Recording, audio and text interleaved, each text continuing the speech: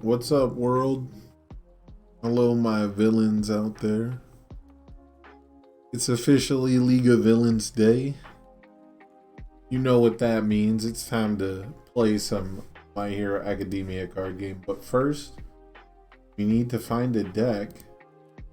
There's no better place to go searching than Pippa's profile. Looks like, so there's 85 set 4 decks. Means there's new decks to explore.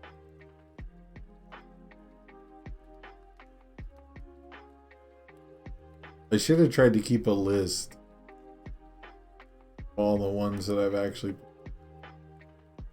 At one point I had actually played them all.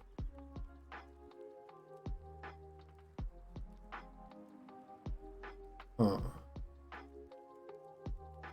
Really big sword, but the only targets are capture nets, twin sword slice. Bet this attack is better than I think it is. I'm not a huge fan of twin sword slicer.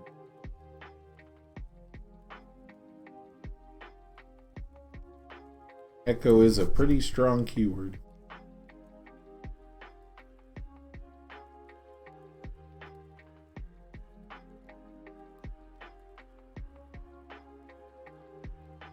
Oh boy, Heroic Clash, Kamui Wood. Okay. Oh, this is like super low div. Okay, yeah, string deck. Alright, we're trying to play actually 8 attacks in it. Oh no, low blocks. Just said fuck it. What's the only low? There's 4 of a single low. That's the 6 check. What's up, Chamber? I figure we take a look at what Pippa's got new on the profile here. I'm gonna make a. What was I gonna build? Oh, I want to make a deck that uses needle stab. I'm still looking for needle stab sauce. I'm thinking price for piece is the way to go. I'm thinking we can dump our whole hand and then play price for piece and then hopefully draw like a flame flicker. We can like flicker it into momentum, something like that. Either that or potentially look at evil sources. What's up, Failert? How's it going, man? How's it hanging?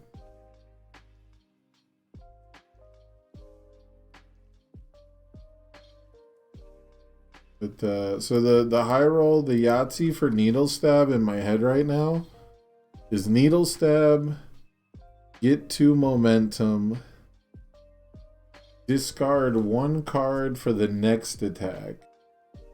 That's 5 cards from hand.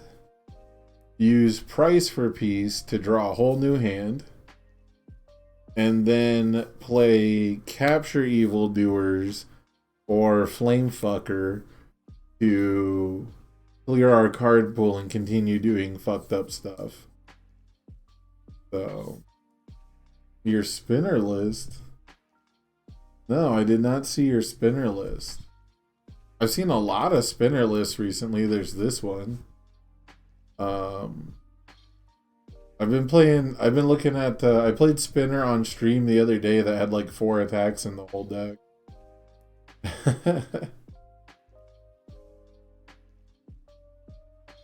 Right now, spinner's like the super deadlock character.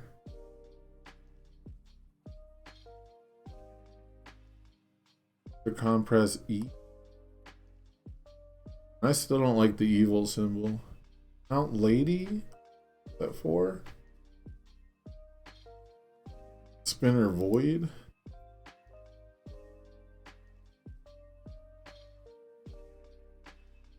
Mizuke.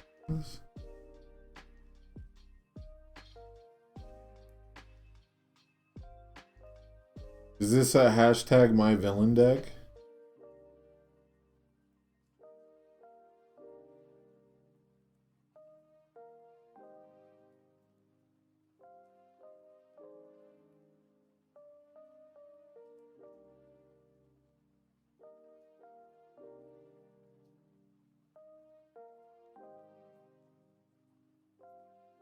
Is this for the contest?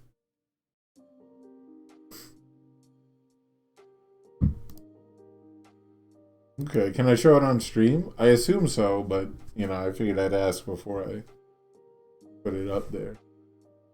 I can see you got like, it looks like you have blood moon rending proxies.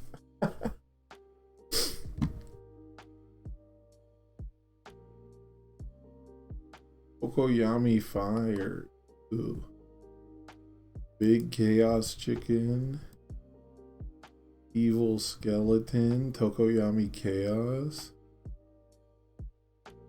02 on air. Zero did get some sauce.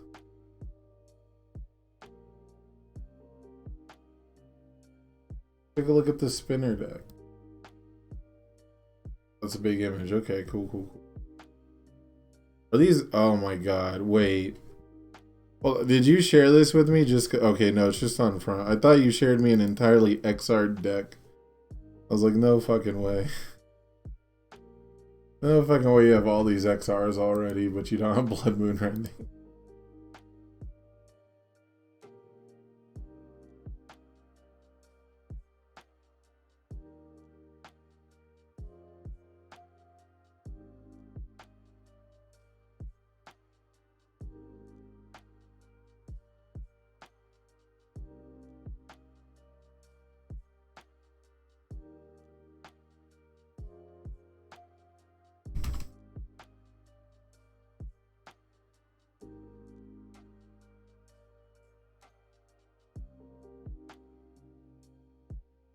A fully XR deck already. Oh man.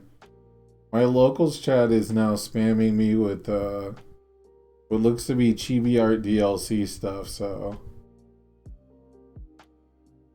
apparently there's been a big leak somewhere.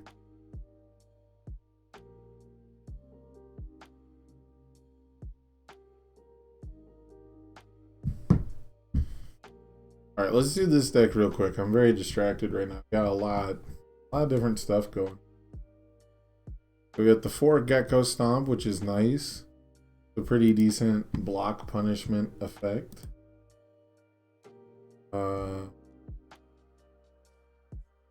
We've got Brandish Steels. Alright, big haymaker attack. Fits the theme. Also, it can come in at 5 high for 7, which is pretty respectable. And then the Blood Moon Rending, which is, I think, where a lot of people went with Spinner. Because he can put pretty decent damage on weapons. Blade Rush, right? Solid. Deadlock Threat. I like this top enhance, but the fact that the rival can just like stun one to cancel it makes me not feel very good about it. But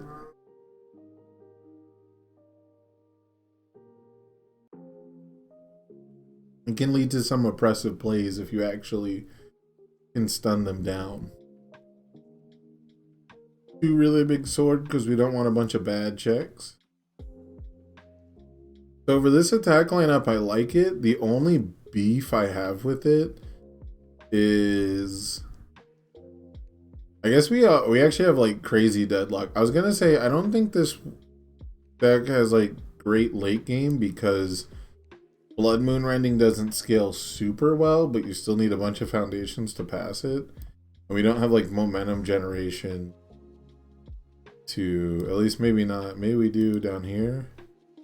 No, yeah, so like our powerful's not doing much and we're not playing the echo attack. So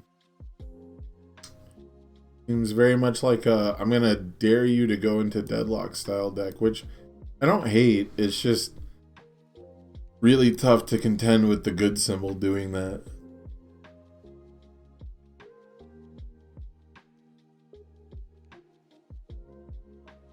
All right, how do you like this Spinner Foundation? The what's it called? Blades something. What's it called? Blade Expertise. I like the idea a lot, but actually getting the payoff seems a little random. The main thing is Spinner decks actually want you to draw 1 million cards. So like, I actually kind of want to play Staff Strike Spinner. I want to try that out. Contempt for Heroes is a way to draw more cards, so there's that.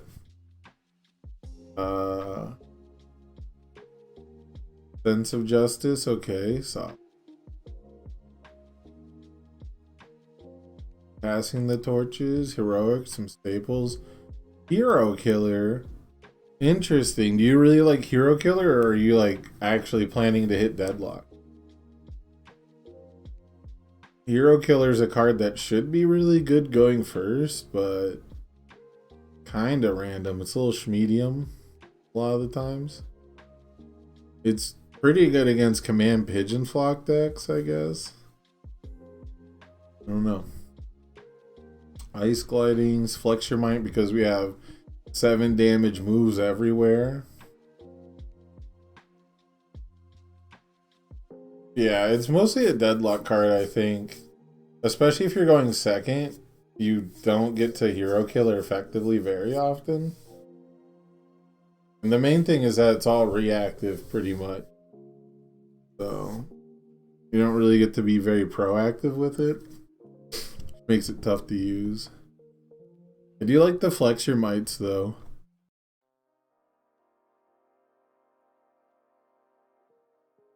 Yeah, for hack and slash because it's our weapon spam and it has breaker. It's kind of funny. I was expecting this to be like a big deal for Momo decks that want to play the good symbol, but it just doesn't matter. Like back alley haymaker does so much, and like life just has too many cranked cards for Momo. But maybe we'll see her on the good symbol. I just don't think this will be that big of a deal. +2/+2 sounds really good though. We got the classic highs and lows spam. And some of the best zero diffs in the game. I dig it. It seems like I think my only real beef is you're playing super honest defense, bro. Your defense is like, I hope I have the block zone. And I hope my ice gliding can help me block it. Like, order doesn't have a I guess you have sense of justice. I would maybe max out on sense of justice and drop like a heroic lineage or something. But even in sense of justice, who knows how good it's going to be in this format. People are playing less and less of the same keyword, and like if you're Jiro, you're just resetting it, right? +1 for each, -1 for each. That could be really important, but once you get sound waves going,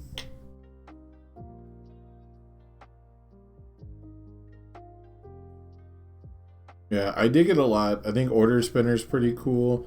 I think having this much deadlock is pretty smart, because people who aren't ending the game on turn 2 like to shoot into deadlock.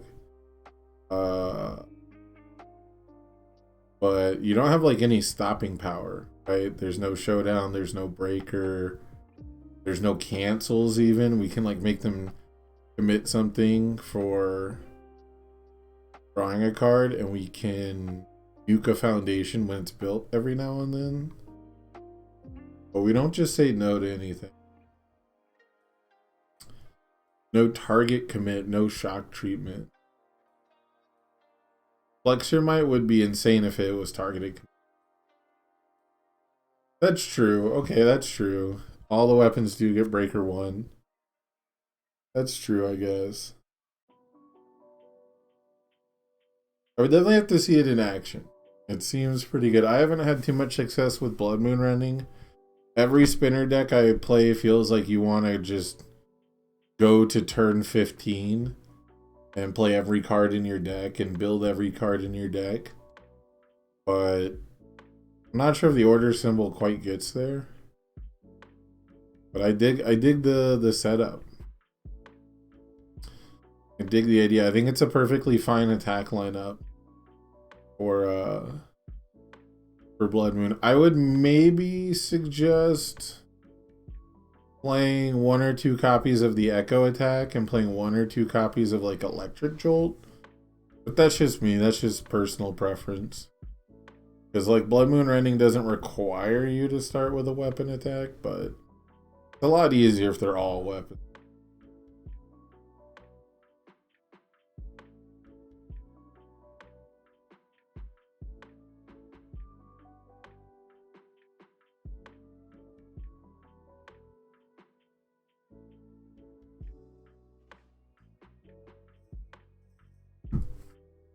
It looks like we're gonna get to talk about the Chibi DLC because if I read this message correctly, people are buying them. They're already on sale. So we'll see how it goes.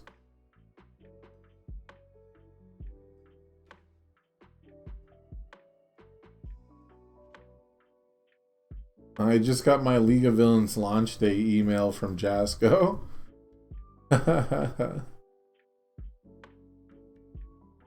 Use the My Villain Deck hashtag on Facebook or Twitter. Show a photo of your villain deck. They have to be paper. Can I show a screenshot of my UVS Ultra list?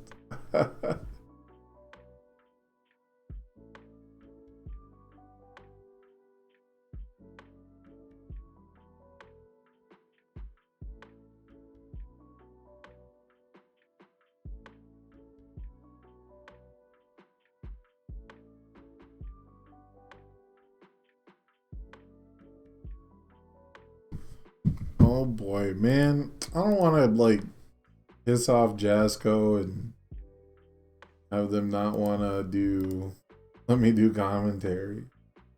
But I really want to talk about these DLC cards.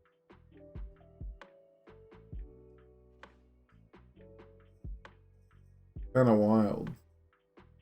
Apparently, the local gaming goat has them on sale. Like, and starter decks.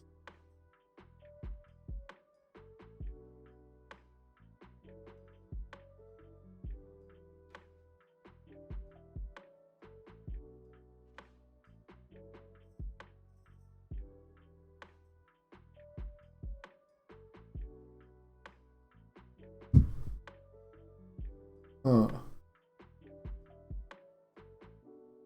Kind of wild.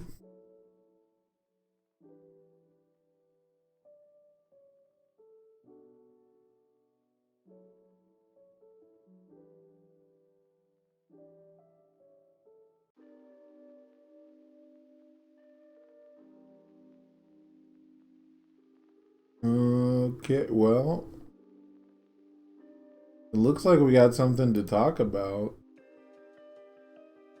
Let me see if I can bring these images up.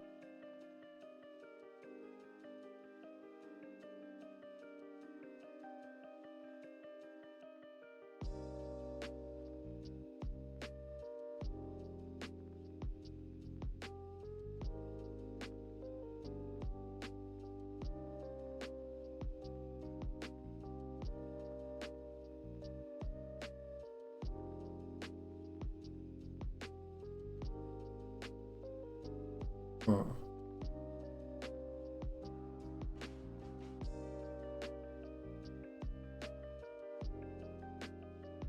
Kind of wild.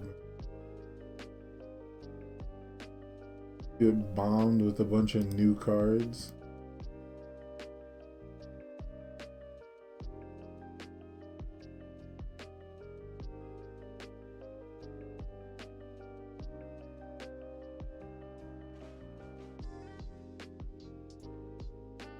What's the best XR in the set, chat? I think it's actually, might actually be Double Trouble. That one's pretty good.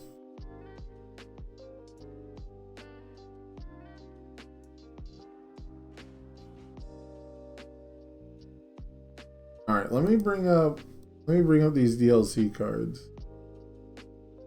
And let's talk about them since they're going to be out in the wild anyways. Hopefully I won't like get in trouble for signal boosting it or making a video about it.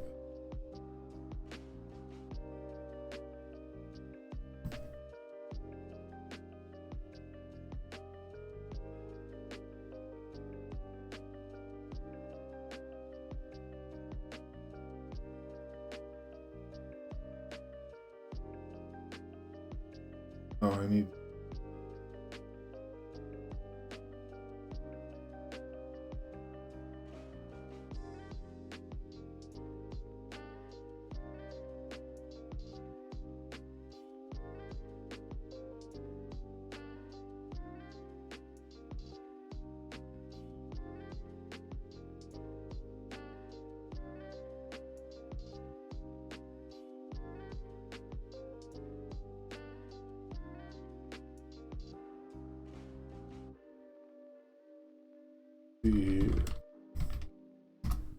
Actually gotta crop the.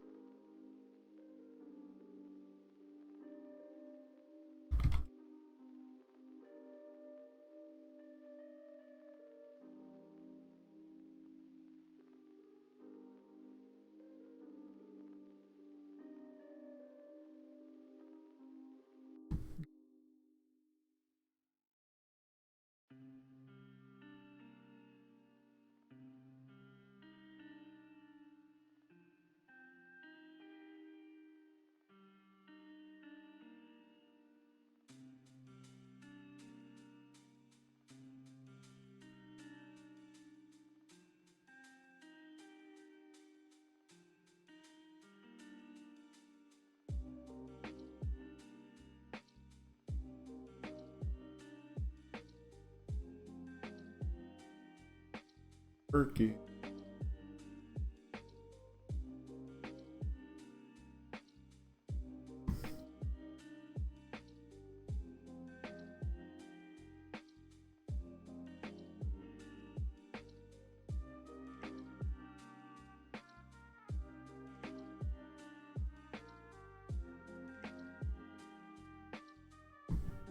I have like a million tabs open.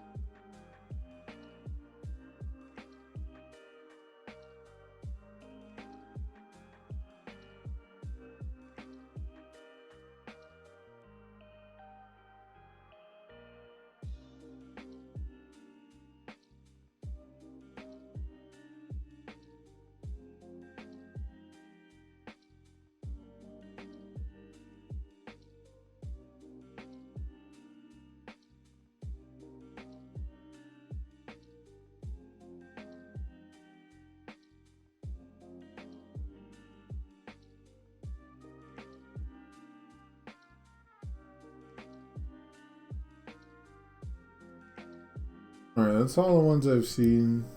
They're all the ones that got sent to me. Talk about it. Let's check them out.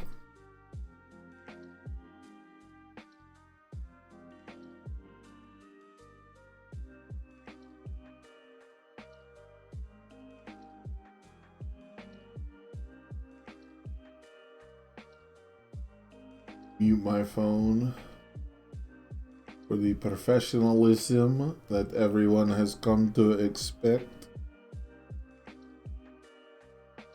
Right.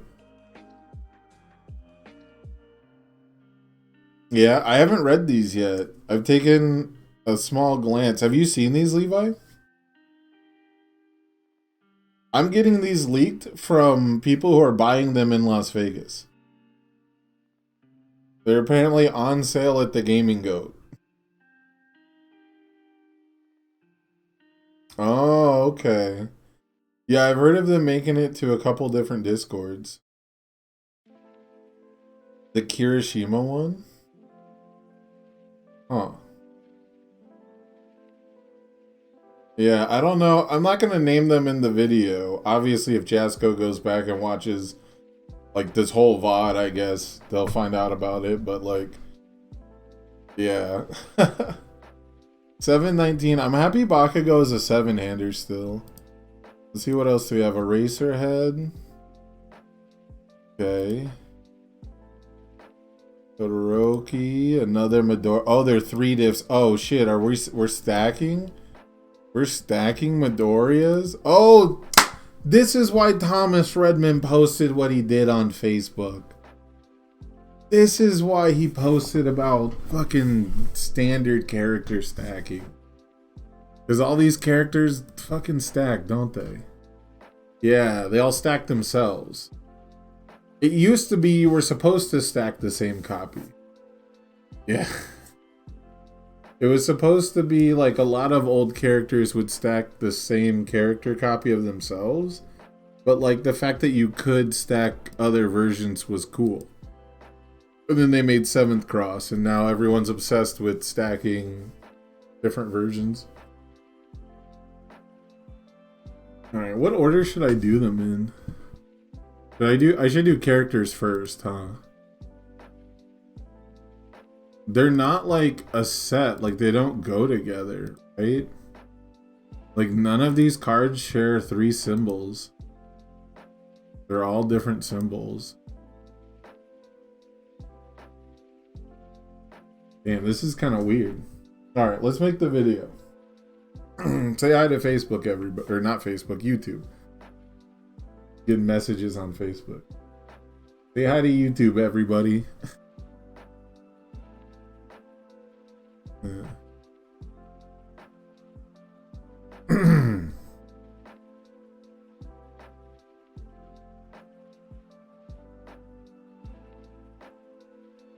What's up, everybody? If you have not heard already, the UGN referral code ACE is there for all your new players when they're getting set up on the UGN at play.mha.cardgame.com. That's probably not the real URL, but when they're getting set up with the Universes Gaming Network, use that referral code. It helps the channel out a lot. And if you're buying Universes cards, use the code plugin at UnFunStuff.com.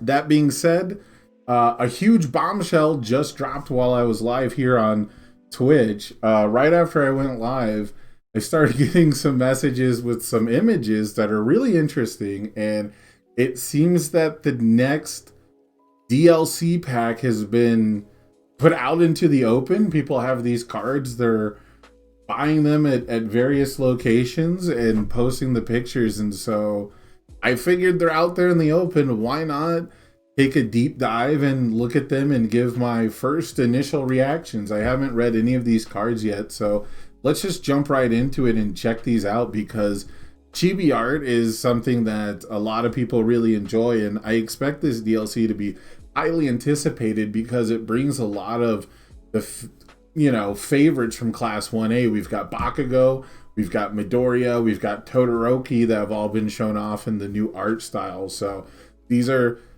some of the main characters kind of from Class 1A, and to see them in the DLC is going to be super interesting. So first up, we have Bakugo 3. He is a 719, so sticking with the 7 hand size. I'm a big fan of that. Excuse me. This time he has Death, Evil, and Fire. So trading out our 3rd symbol, we're keeping Death and Fire as our identity symbols, but this time we're getting Evil, which I kind of expected Bakugo to get an Evil symbol, especially before Midoriya. So not super surprising there, but let's see what he does. Enhance discard 1 Katsuki Bakugo card from your hand.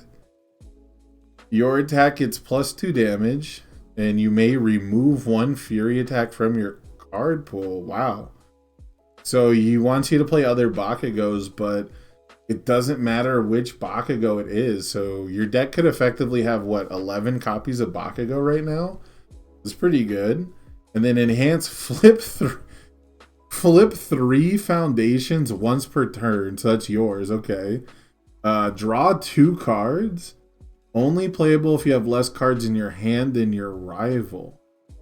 Okay, I get it now. So you wanna play buddy blocks that are all Bakugos. Then you can discard them to clear your card pool and get some bonus damage. And then once you've done that, I don't know, a handful of times, you can draw 2. Or I guess you can do it on your rival's turn too. Okay. So this can give you some card draw on the rival turn.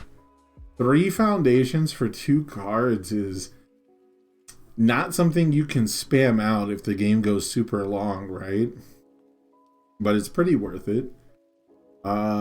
Interesting. Not on symbols with crazy card draw, but some really efficient ones. Evil and Death having Excited for Blood, and Fire having cards like Calling for Backup. Damn, that's super interesting.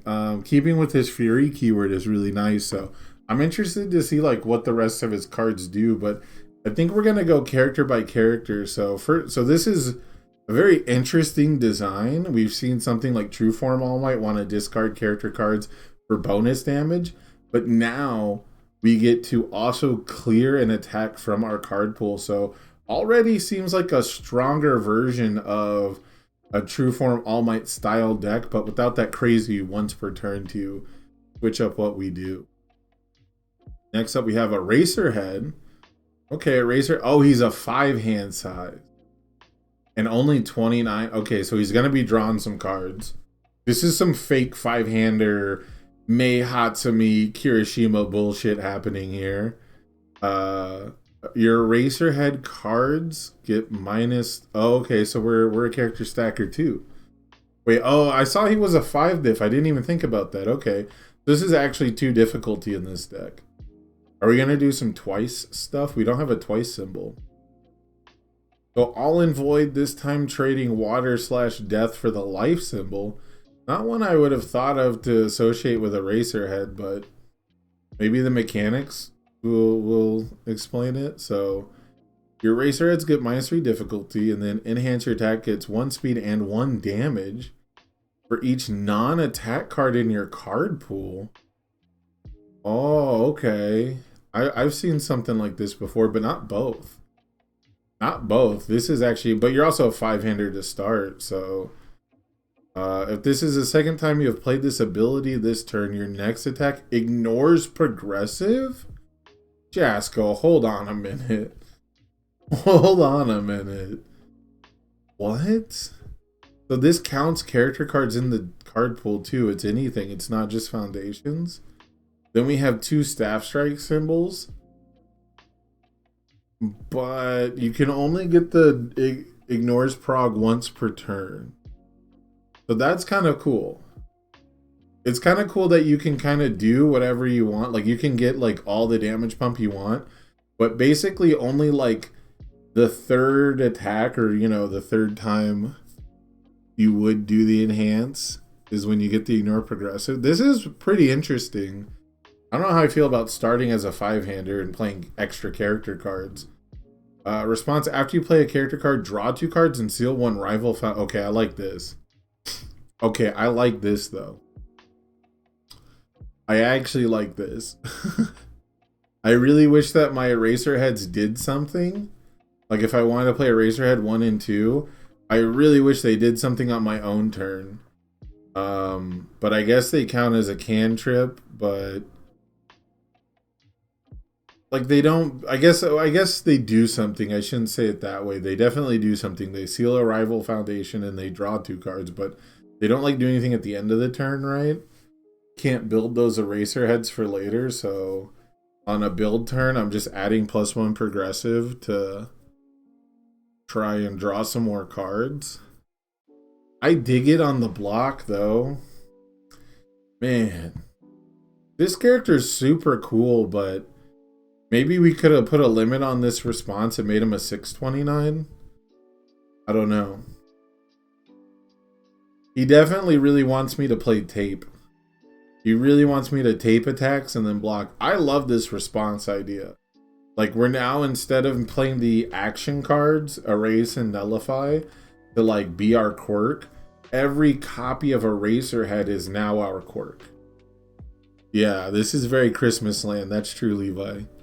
This is very, very Christmas land as far as like one big explosive turn and also like having all your defensive pieces to shut the opponent down. Very cool stuff.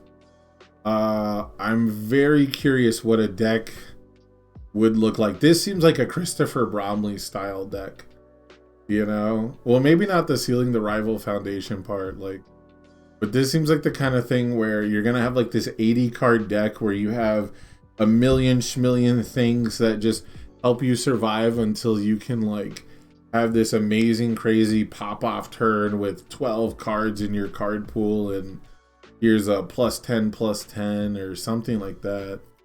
It's kind of wild because I hate to be this guy, but it's like it's so hard not to compare this speed and damage pump to characters like OG Road 2 and characters like Jiro who are still in our format. So this still doesn't seem like it's immediately impressive to me, but again, you know, you have to look at the whole kit, right? Look at all the support that you could possibly get on these symbols. But the idea of blocking with a character card and drawing 2 cards, that gets me excited. Stealing a rival foundation is a nice bonus, you know, fuck off one with nature. But like being a 5-hander to start is tough. Next up we have Todoroki, 3 difficulty, so we're probably going to be stacking again, or I guess this eraser head doesn't stack. And this Bakugo doesn't actually stack. They don't actually care about playing them into their stage like Twice or Ectoplasm or Mount Lady. They actually just put them in their deck. Like even True Form All Might like lays one on top and gets those abilities. But these characters just discard and block with them. So let's see what Todoroki does. He's a way lower difficulty than the others. 720, I like that. Chaos. Oh. It's Todoroki's identity symbol's not fire and water? Is it actually order and water? Huh. That's pretty interesting. So yeah, I think his what Todoroki 2 symbols are water, fire, order. So we swapped out fire for chaos. Huh. Interesting. All right. So enhance discard 1 character card from your stage. Okay, so the 3 difficulty means we actually do want to stack. Commit and freeze 1 rival foundation.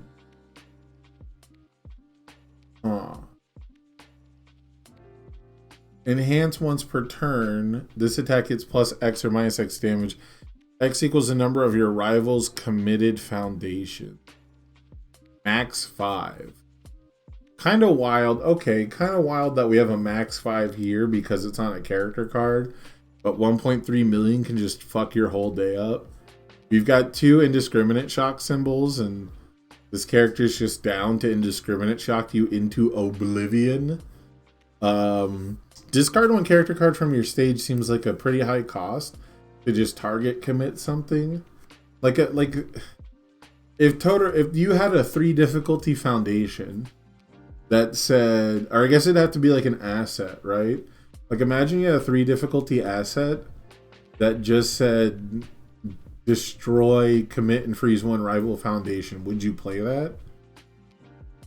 No, right? I guess if it's a 3/5 or 3/6 +0 mid block, maybe. If there is a 3 difficulty, 6 control +0 mid asset that, you know, all it did was destroy, commit, and freeze 1 rival foundation, are you playing it?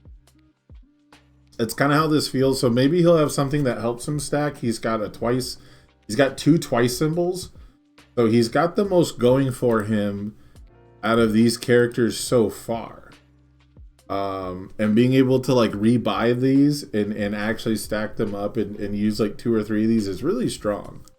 You know, it's like a stronger electric jolt on face, and he's got the right symbols for it. So this will be really interesting. I also like the fact that he has damage reduction. Getting -5 damage to a late attack in a string could be pretty important, and you've got creepy realization symbols, so this character will probably be super interesting. It's just that they don't give you more ways to accelerate the character finding. I don't see his top enhance keeping up very well. But you can do it on the rival's turn, so that's a big deal. I like this design for Todoroki. It's just really interesting that they want you to use character cards for all these things. And then last for the characters, we have Midoriya, who's also a 3 difficulty. He's a 628, so we had 5 hand size, but like fake 7, hopefully. 7 hand size, 7 hand size, 6. And then Earth Good Order. Okay, so yeah, they've done a lot of like symbol breaking, right? Because isn't Midoriya 2? Am I tripping? He's got life, right? He's got back alley symbols. Yeah, he's got life instead of order, so they're doing a lot of mismatching. They're not really going with like the identity symbols thing. They're just going with like these characters. They basically have 3 identity symbols that they'll just mix and match with. But enhances kick or punch. Ooh, we're kicking now. We're finally at the part of the anime where Deku remembers he has legs. We're finally at the part where he can kick. This kick or punch attack gets +1 damage for each character card in your stage. Okay, not super interesting. Response once per turn after you play a kick or punch. It gains Breaker 2 or Stun 2 if it doesn't have that already. Which is very similar to Momo 2, but they didn't include that last sentence. Because Back Alley Haymaker is not a weapon. Enhance once per game. Draw 1 card for each character card in your stage. So once per game you become a 10-hander. And you can play Detroit Smash like a motherfucker, I guess. Interesting stuff. This seems very tough to pull off. This seems like a lot of build-up. I guess once per turn, getting Stun 2 and Breaker 2 is actually kind of fucked up. This middle response is doing a lot of the work. Like, I'm focused on the unique parts of him, but the meat and bones is really the fact that you just have reliable stage pressure, and you have some of the best blocks, like some of the better attacks. Texas Smash is a +1 mid. You've got Back Alley Haymakers a +2 high. Like, all your zones are pretty much covered, like with +1s and +2s, and you still have access to like some of the only 0 blocks. So if you were down to play 2 checks, you could have a +0 mid and a +0 high Breaker 2, which is not nothing. It's definitely not nothing. What I'm really interested now is, I can't remember the exact rule for MHA. Are you allowed to put other copies of the same character but different versions in your stage, and they just do nothing? Or does it have to be the same version? So let me see if I can check the rules really quick.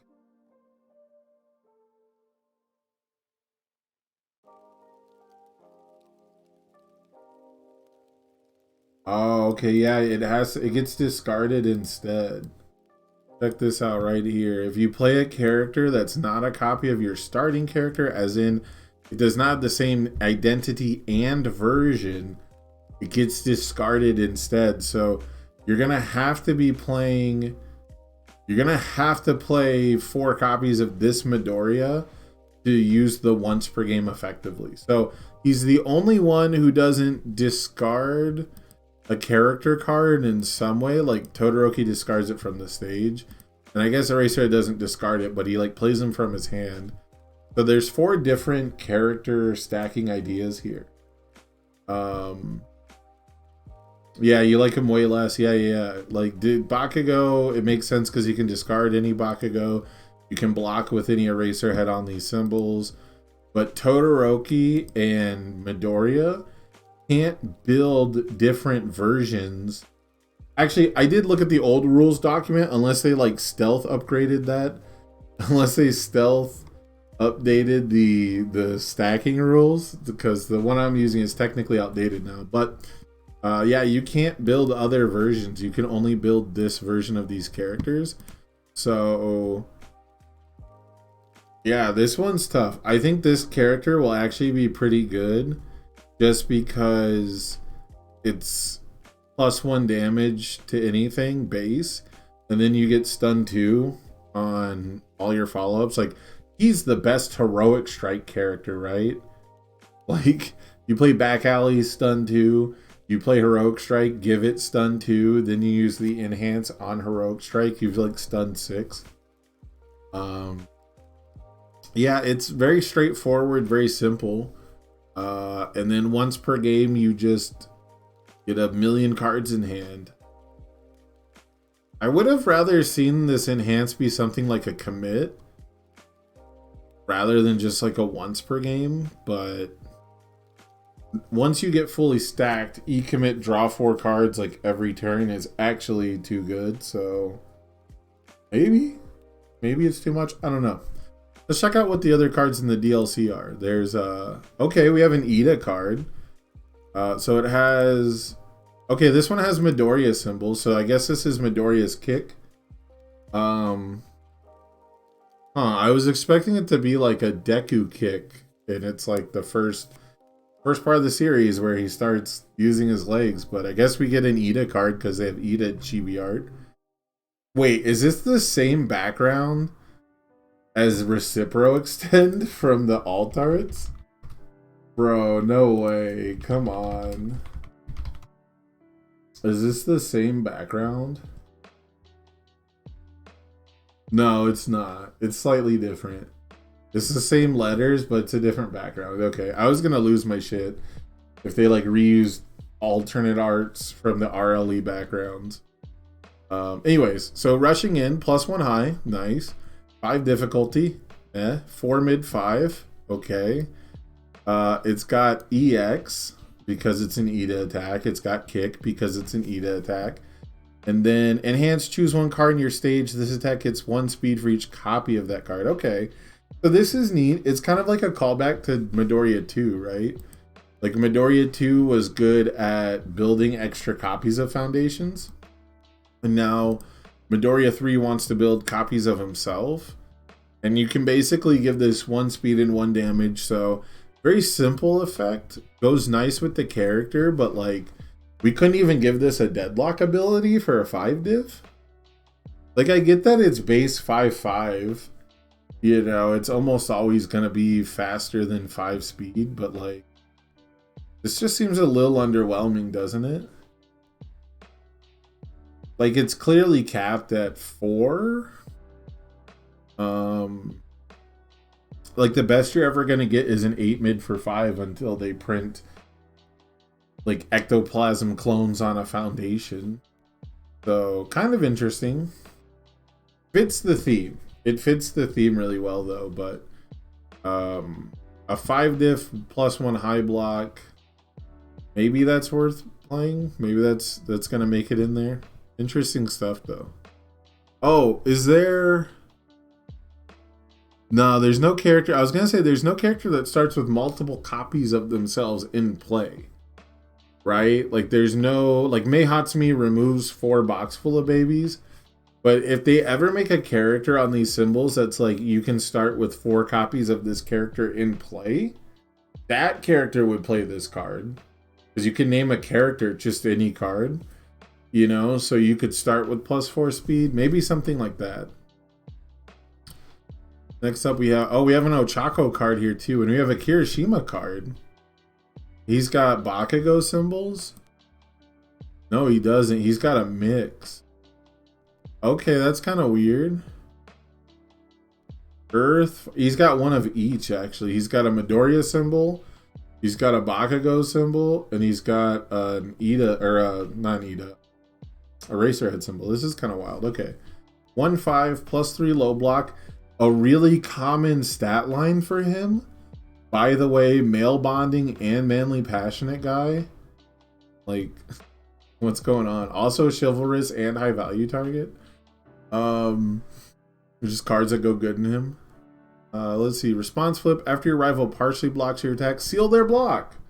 Okay, we got more offensive cards. This is an effect I've been waiting to see, actually.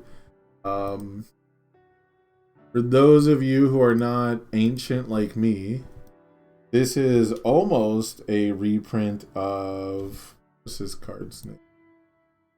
Can't remember it all of a sudden. Got it, though. Like Demolition Expert? No, that's the Short Fuse. This card, after your opponent partially blocks your attack, seal their block. 1/5 +3 high, flip it. Easy peasy. It's pretty much the exact same thing, right? Your rival, yeah, just sealed it. But they made it a low block and they gave it ally. Because it's not going to have the same symbols as Short Fuse, I guess. So very cool. I like this effect. It's got the right stat line. It's a reactive card, but it's also an offensive card. So very, very cool stuff. Kind of an odd choice to put this in a DLC. This seems more like it should just be... Because I think Short Fuse was a rare. But this feels like a common sort of effect to me, like an uncommon common. But it's like it's never been super staple. But this definitely allows you to play like an all high or an all low kind of a strategy and just never get breakered. So I expect a lot of decks to be like siding 2 of these and mating 1 or 2 just because it's an easy spam to throw out. But on the Earth symbol, you're going to fight with that block modifier, that block zone a lot. A lot of your 1/5 +3 lows have a better payoff even if they are responsive. Like male bonding's responsive. Chivalrous is mostly responsive. What's the other one? Was it Manly Passionate Guy, Male Bonding, Chivalrous, High Value Target, right? Like these are all things that have powerful responses on them, and only one of them has an enhance. So yeah, you can't get showdowned on your high attack. So one of the strategies I've been working on is playing tape and travel by tape with showdown. And so that way I can always change the zone to something I can showdown block. So even if my opponent is playing a low attack, I can try to end their turn. And Kirishima's assistant says you don't get to do that with tape anymore. So that's pretty cool. Yeah, I don't think there's much else to say. This will be like a very solid effect, but I don't think it's like a 4x staple that saves you or anything, especially since a lot of the decks that are focused on blocking with cheerful uppercuts or breakers or using that as like their first, you know, they're using defense first to start their offense to backswing. They're probably not going to be partialing, especially into this card. Very cool that it can sit there and protect your offense. Oh, here's the Ochako card. Uraraka's Encouragement. So this is also a foundation. Also ally. Ally. Oh, it's just Coda symbols? Oh, no, dude. Oh, it's a 3/4 +2 low on Coda symbols. All right. First form, remove. Search your deck for 1 character card and add it to your hand. First form, remove. Add 1 non-unique foundation from your discard pile to your hand. Huh. I don't know how much I like this.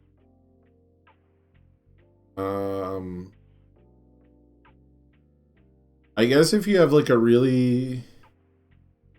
Like, what's a really specific combo where you need a foundation? Because it's got staff strike symbols, but are you going to debuild yourself just to go get a weapon foundation?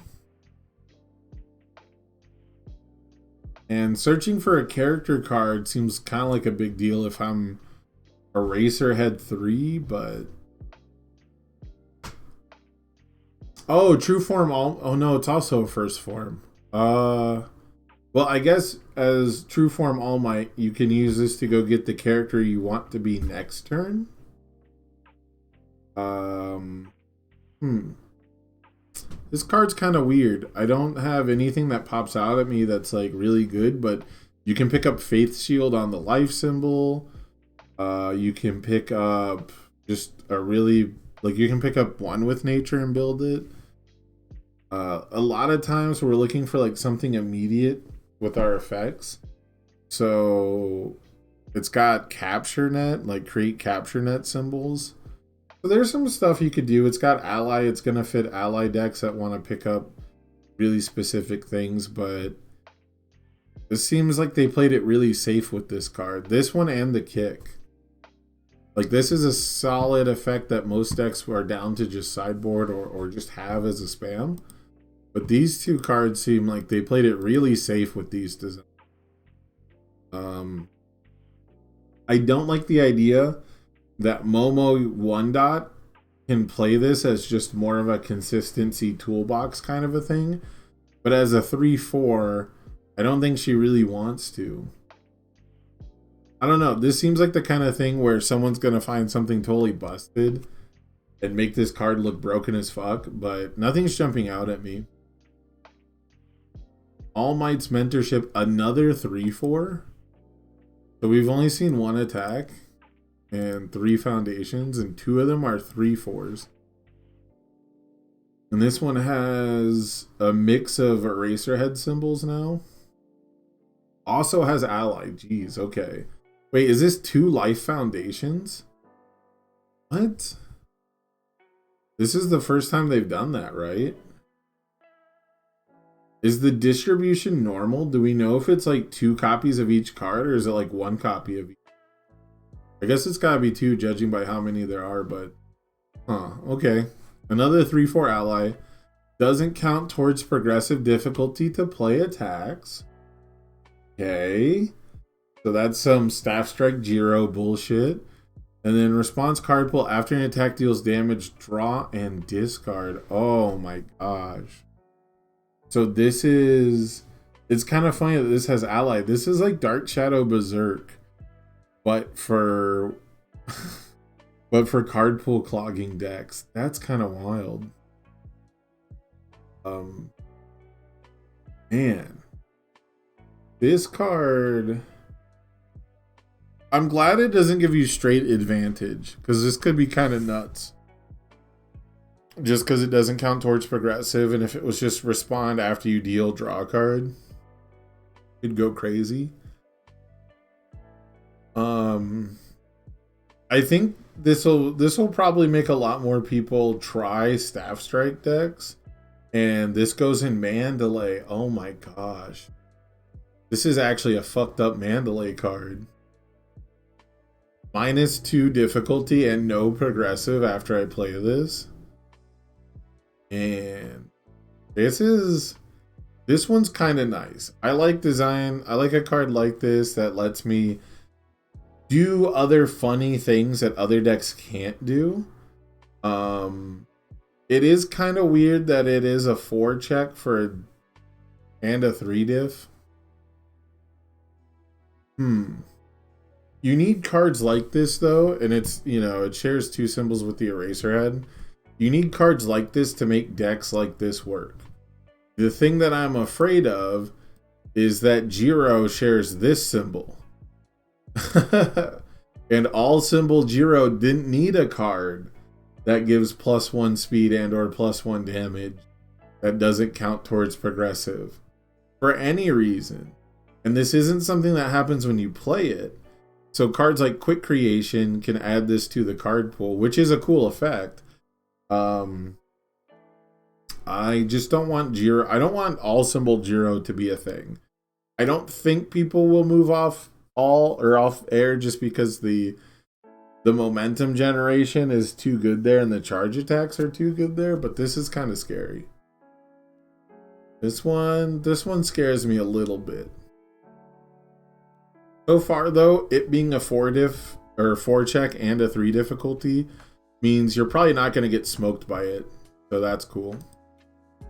Oh, an Asui card grows. A +4 high block. What the fuck does this do? Another ally. Are these all ally? They're actually all ally. All the foundations are ally. This no, okay. So air, evil, water. We're doing the symbol mix thing again. How appropriate, by the way, that they gave Asui evil. They just knew. Asui 2, they're like, we should have given her evil from the beginning because she's a villain. Response commit: after your ranged attack deals damage, your rival commits 2 foundations. Bro, what? Asui didn't need this. All ranged attacks already have stun 2. What the fuck? I don't know if Asui's even want this, or like, oh my god, this is an Innsmouth card. Yo, oh my god, this shares a symbol with ignited arrow. Yo, bro, you wanna block my ignited arrow, or you wanna stun too?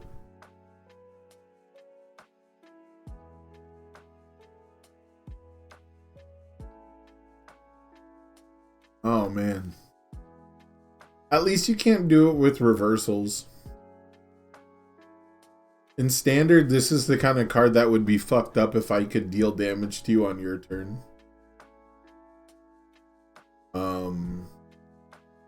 This card doesn't quite seem worth it for the decks. I guess it, man. This one's hard to evaluate too. A lot of these effects are nice, and nothing like them really exist, but they're not things that I was looking for. You know? Like, I haven't had a deck before now that really just wanted a 3 difficulty form remove, grab a non-unique foundation, you know? I haven't been playing too many decks where I'm like, man, I wish I had a foundation that didn't count towards progressive to play my attacks. 1 or 2, but, you know, not too many. And then this one is just kind of like, okay, here's more stun in a format that already has tons of stun, and your deck has to be like equipped to handle it, and you can't use resistance to cancel because it's not really stun. I wouldn't be surprised to see Innsmouth decks pick this up though. It's got all 3 Innsmouth symbols, and he's all about just kind of popping you in the face early in a turn. So yeah, this one's kind of good. 1 foundation for 2 is pretty strong, and this is going to force you to block early on, which again, a lot of those early attacks you don't want to block, or they're going to be like the hardest ones to block. So I'd watch out for this card, but these symbols already, or at least like air and water, already have like a symbol quality that probably pushes it out. Oh, that's a good point. Chat pointed out that that there's ranged throws. Luckily, Mineta 2's Grape Rush is not a range. It's just a stunned fury, but still. Man, yeah, I didn't even think about that. Things like Grasping Tape Toss, things like Tape Swing. Oh man, Water Sero with this card. He looked at your hand. You can only partial block. Yeah, this one's gonna be tough to evaluate. I don't expect it to like come out the gate swinging, but if there's a really nice deck that can play like 4 copies of this and get away with it, I wouldn't be that surprised. Next up, we have a Present Mic card. Now, are they going to print a Present Mic card that is not goofy and bad? Let's find out. 5 difficulty, get loud, +2 high block, 2 high for 6. Again, so like, okay, I just realized none of this is... This attack shares 3 symbols with Deku, but none of these share 3 symbols with the characters. These are actually all just like random cards thrown together. Like the Asui card has nothing to do with character stacking.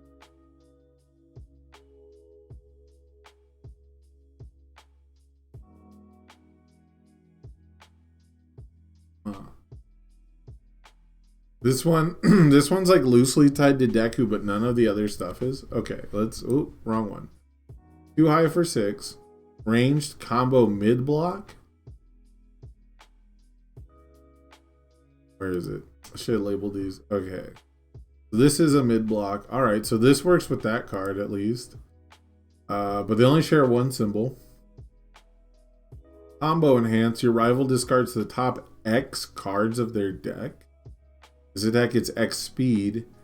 X equals the highest printed difficulty of a non-attack card. Okay. Jasco, do you really think I'm going to play a fucking character card before this? You think I'm going to play a 6 diff and then play this on a 6? Just so I can mill 6 cards off their deck and make this a really fast attack?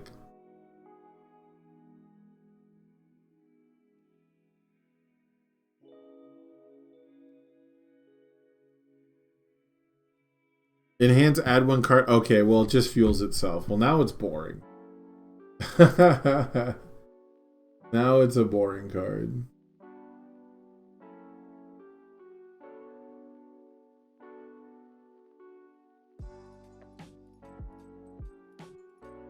Add 1 card from your stage to your card pool, draw a card. So we can add a character card. That's kind of cool, I guess. I don't know, man. This is kind of weird. I guess it fits into the whole I'm going to play non-attacks into my card pool and do stuff. But like,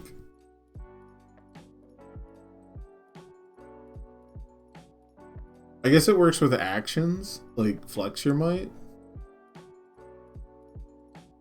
Still though, if I play this on a 6 and it becomes a 6 high 6, it's not super great. I have to have a way to deal with the card in my card pool. But I get to draw a card. Man, this seems like if it had weapon, you could maybe convince me to play it in all symbol Momo. This one's just weird. What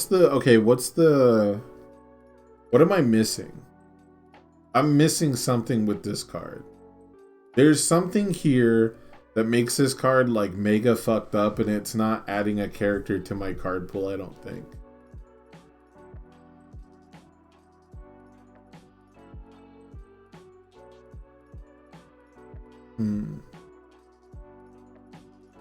Yeah, I don't know. I can't think of anything right now. This is a nice idea for like, you don't have to play foundations with it. You could even do this with an asset. Like, there's a lot of stuff with it, but I don't think play a character on a 6, play this on a 6 is really what they're going for. And it's really annoying to me that you can just play like a normal mid-block attack and then play this on a 6 and then just add a different card to your card pool. But yeah, it seems not great. It seems like it's a generic payoff. They're going for this as a combo enhance to mill 6. Like, it would make sense if it said other card, not non-attack, because yeah is a 6 diff. Yeah, Flex Your Might works, but it's still trash, right? Like mill 4 is just not a big deal for a combo attack.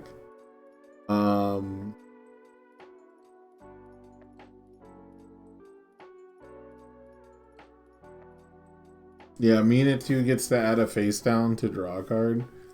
I don't know. I feel like there's something here, but I don't know. This is not the payoff. This should not be the payoff for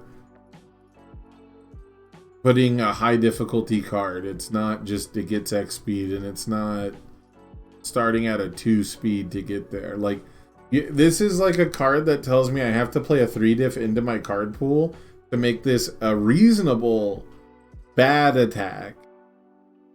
Not just like, I don't know. I want a bigger payoff, I guess, than just speed. Because most of the time, because I like no mill deck is trying to jump through these hoops to start milling you. You know? Yeah is a mid block, but yeah doesn't really do anything with this card. Especially if you actually want to combo yeah and then play this after that, that's not happening. Right? Like, I don't know, man. I'm spending way too much time on this card because there's something there, but it's not good.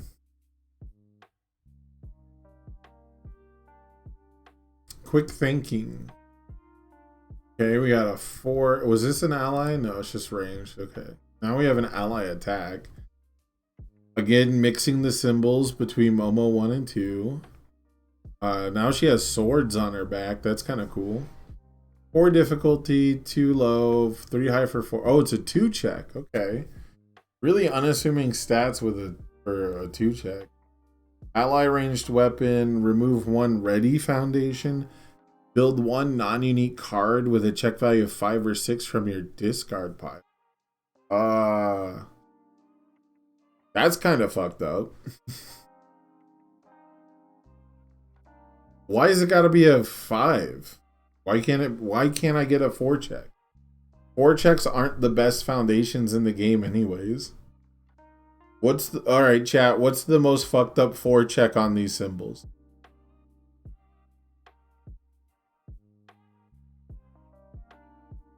What's the 4 check that makes this card so good we couldn't let you build a non-unique 4 check? Rescue completed is not a 4 check.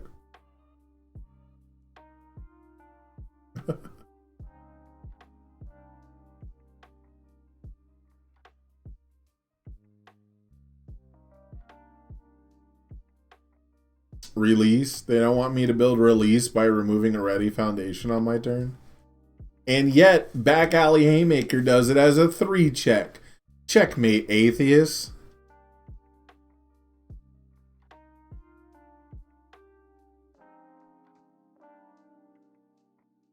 No creepy realization on water? Come on, man. Alright, I'm just gonna do it. I'm just gonna look. What's the what's the card that said this has to be gated, man? It's not life, is it? Is it all or life?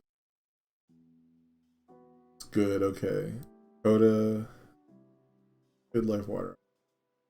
Doesn't have to match them. I guess it could be an asset too. Bakugo? Yeah, I got the Bakugo. I'll go back after the video's done, because this is already an hour-long video when it should be like 10 minutes, but I spend too much time on everything.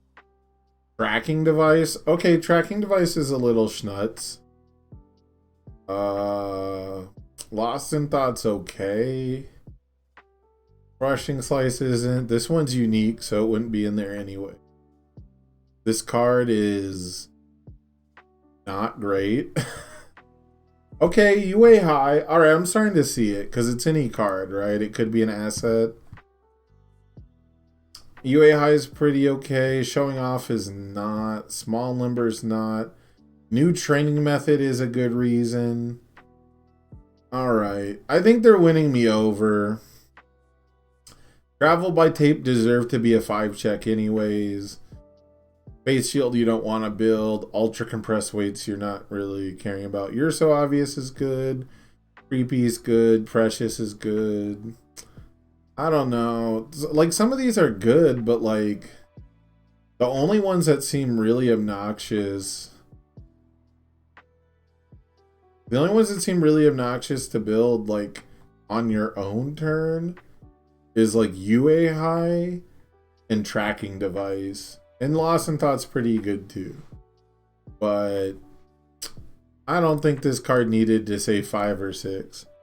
Like, let me look at the 6s. Because six checks usually don't have great effects in the, well, that's scary.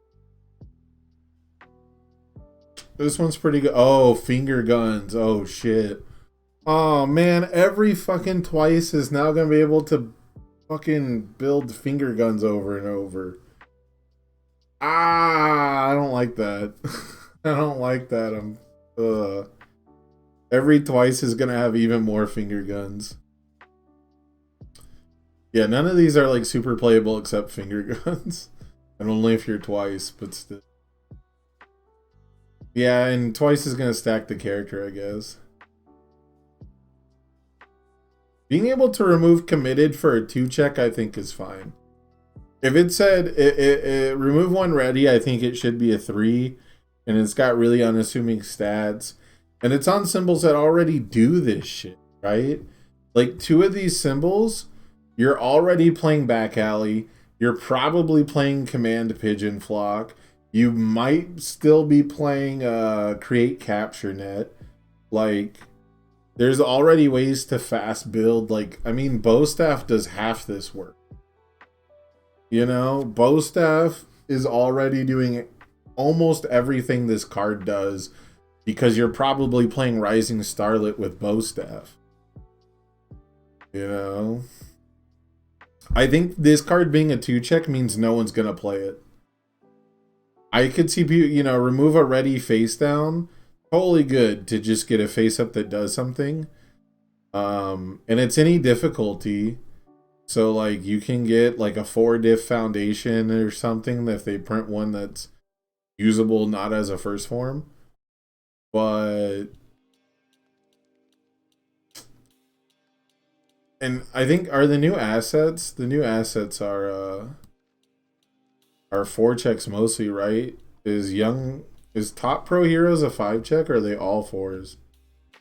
Young heroes is a 5-check, okay. So like building young heroes is kind of fucked up. Fast build young heroes. That's kind of fucked up. None of these other fast build targets are insane. Oh, it's unique. Yeah, okay. You can't even build that because it's unique. You're right. This is why I got you, chat. Why you're the best, chat. Yeah, I don't know. It's got a lot of fucking keywords. And it's got a lot of upside. But we're already doing these things better, are we not? Like, Command Pigeon Flock already grabs the 3 diffs that you want to grab. And then everything else you would grab is for defense. So, it's a really strong card. It's a card that I really like. And it lets me do toolboxy stuff outside of Momo. So I'm hyped for it. It's just... all these cards seem just really like they're just worse than existing cards, and I don't know why. Like, I hate it, and I hate to compare cards like that. But aside from like Kirishima's assistants and the character cards, it seems like these are like a worse version or a sideways version of cards that are already on their symbols. So I guess Water gets a lot out of this. But Water doesn't want to play 2-checks. Like 3 diffs in this game are sick. So, anyways, here's the last card. It's a Denki card. Okay, Shocking Entrance. Is it gonna have a firstie? Plus 2 low. 2 low for 5. All right, so it's really slow. Charge Fury ranged. Damn, we got all the keywords on these. We got all the keywords on these attacks. If this attack, so enhance this attack, it's plus 2 speed. Only playable if this is the only card in your card pool. Okay, so instead of a firstie, it's first attack. Or if you're clearing the card pool because you're Denki or Bakugo. So 4 diff, 4 low for 5 is okay. What's the other ability to do? Discard 1 card, add 1 character asset card from your discard pile to your hand. Huh. I believe I just said these cards feel like they were designed with set 1 rotating out in mind. This definitely feels like a generically nerfed Unwavering Slash, right? Like Unwavering Slash was a 4 mid 5 or 4 mid 4 that drew a card and built an asset. This just grabs one to hand.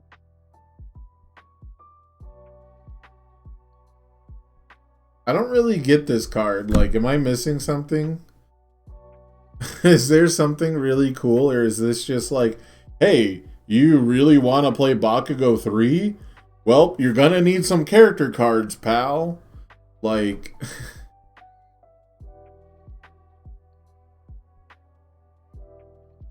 this is literally just fixing for Bakugo 3 and like not much else.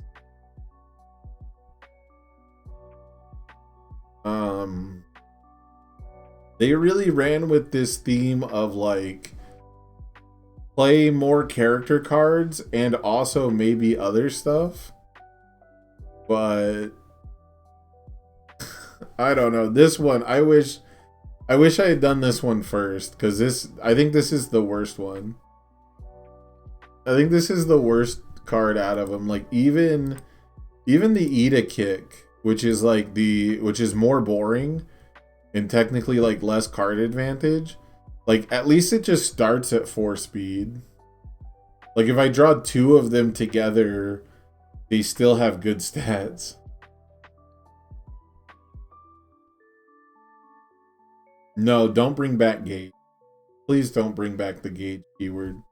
The gauge keyword trivializes the whole game.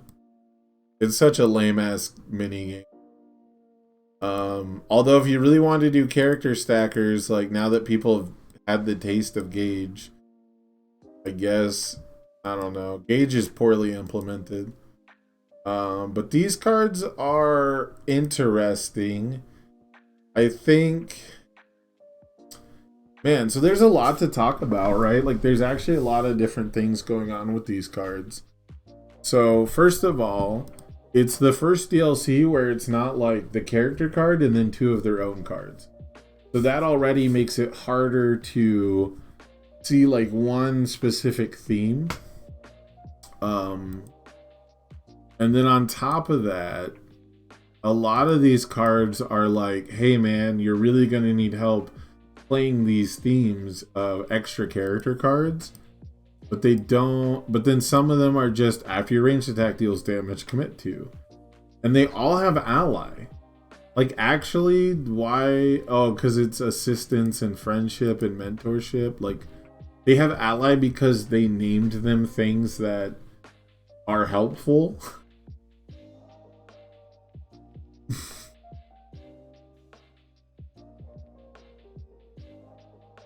Like it's a cool card. It's a nice effect. But it has ally because it's named Kirishima's Assistance. And it seals blocks because fuck you. That's why. Like you know, Uraraka's Encouragement because Ochako is a good friend. And also grab a non-unique foundation because that's what Ochako is known for. All Might's Mentorship, because he's a teacher, and he's also your friend.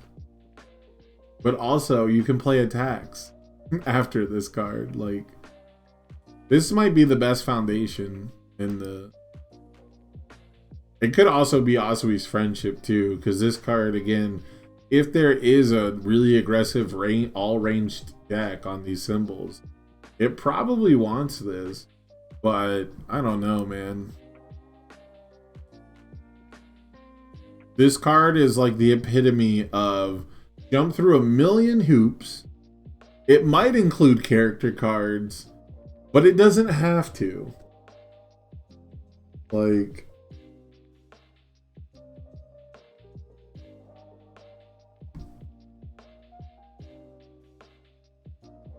This card, I think this is the best attack just because it's the most open-ended.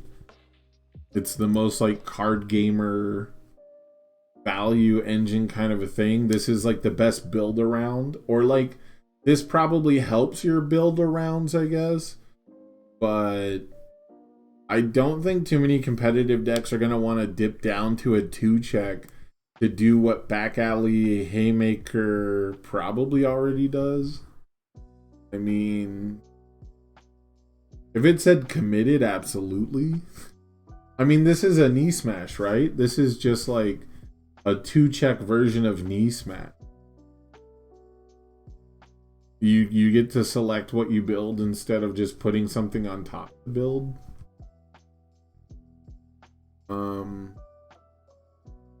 So yeah, so there's a weird theme of using character cards, and also just referencing their control, kind of like Twice does. There's a bunch of different symbols mix and matching, so like it's not just gonna be, you know, these 3 symbols on 3 cards in the pack. You can barely tell that he's a chibi. The Eraserhead, you can barely tell he's like a chibi character too. Man, it seems like they just had a bunch of chibi art and didn't know what to do with it. But I agree with Levi in the chat saying that it feels like they were designed with set 1 rotating out, because they do stuff kind of similar to set 1 cards, but not even in the same universe of power level. It's cool that it's not like a power creep cash grab kind of a product for the DLC. I'm glad that it's not just like, hey, we put all the fucked up mechanically unique cards in DLC again. Like, you know, well, usually there's one, right? Usually there's one that you have to get, like Tongue Whip or Kirishima 2, the character, and his foundation.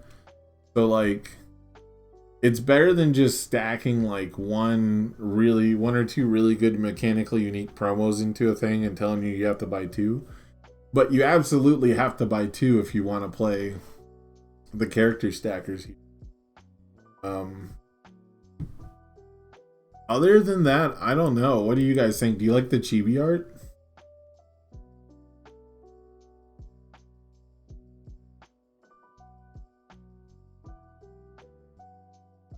I think they just had a bunch of chibi art and they didn't know what to do with it. And they thought, hey, we have like the exact number or almost the exact number to make a DLC out of it.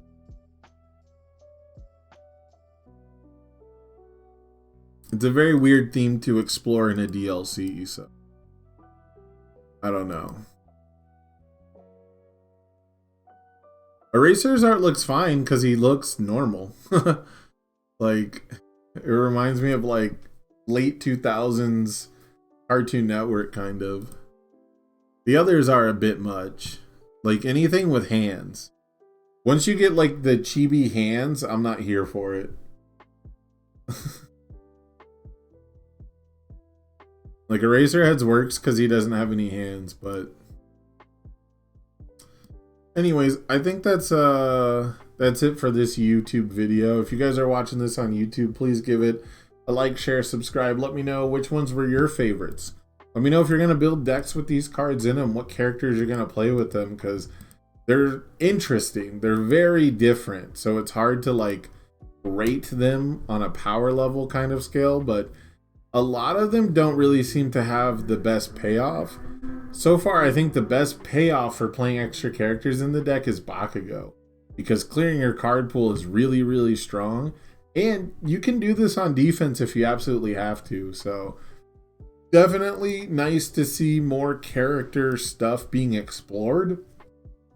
But until we can stack different versions of characters, I just don't see these characters being super relevant. So maybe they'll open up character stacking in the future. And if that's something you guys want them to do, let Jasco know, because they actually do listen to feedback a lot of the time. And they're never going to know unless we tell them. So let me know your thoughts. Let me know what you guys want to do with these characters or any of these attacks, because right now they seem like puzzle pieces to a puzzle I just can't even see yet. But I'm excited for them to hit the meta and hopefully shake some things up.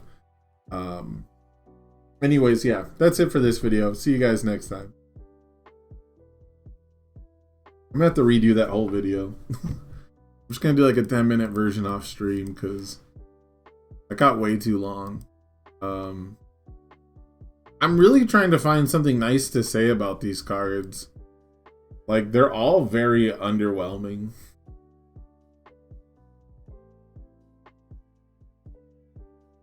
Yeah, the Eraserhead could play like Jiro. I think it's more like Mandalay, right? Like Mandalay plays a foundation, plays an attack.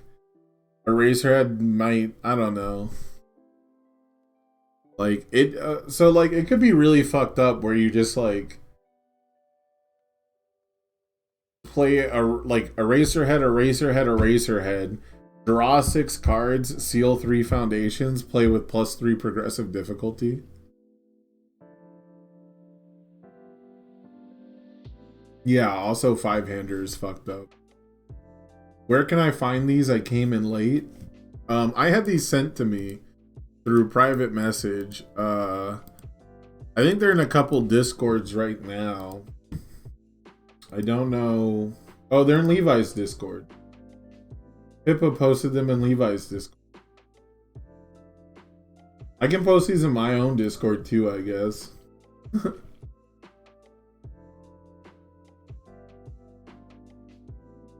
I don't really want to download these all right now. You think they're just bad? I don't think any of them are great. I think you can absolutely get smoked by this Bakugo, and that's about it. You can get fucked up by this Midoriya, but it's going to be any deck that could have back alley haymakered you. So, I don't know. You basically just get an extra back alley haymaker once per turn. So the Midoriya will take too long if you're focused on each character card in your stage and the once per game. You don't need these things. What you need is stun 2 every turn. Yeah, it's a really bad Shoto too. That's exactly correct. Like you get random draw instead of momentum recursion. You get stun 2 at response speed, which is cool, but you don't get +2/+2. And he is more restricted to 1 keyword, but it's like the best keyword on his symbols. Like if Todoroki 2 said charger ranged, it'd be way better, right? Like it'd be a million times better than this character. Yeah, ranged cards already have Breaker 2.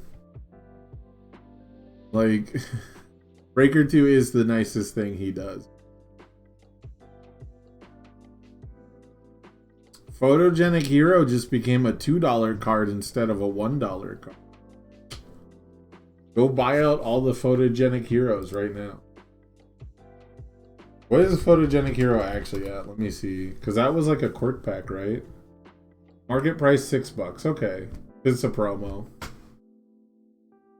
Is it a plus ultra pack?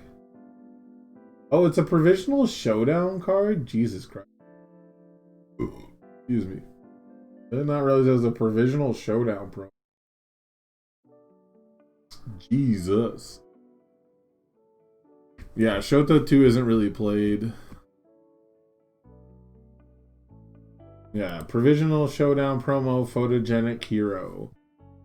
Time to go get those. Somebody was beating my ass with Photogenic Hero like a week ago, but they were just using the E-Destroy to prevent my attack from getting a speed bonus. It was really annoying. I can't remember. I think I was trying to play Recipro Burst against a Void deck.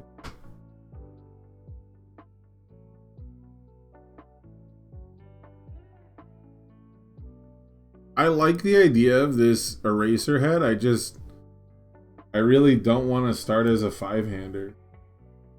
Like, it's really just fucked up that you're going to lose on turn 2 because your turn 1 build wasn't good.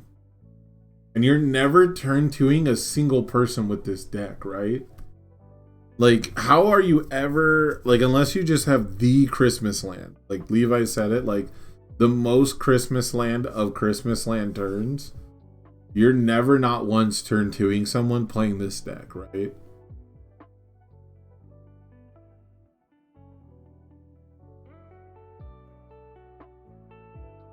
The most North Pole hand, yeah. End result that this isn't what I wanted, and I was hoping for Deku 3. I mean, you got a Deku 3. But yeah, this I think that's my biggest issue is like who was asking for this style of character. Everybody who likes character stacking likes stacking different versions. If you're gonna stack characters, I want to get new fucking abilities for doing it. There's literally like, so in old universes, at least the rumor is, I never asked Jason Horonsky himself, but the rumor is that Jason Horonsky doesn't like counters. Like the way that Ojiro, or not Ojiro, man, all these characters have similar names. The way that Shoji 2 has counters, the way that Muscular has counters.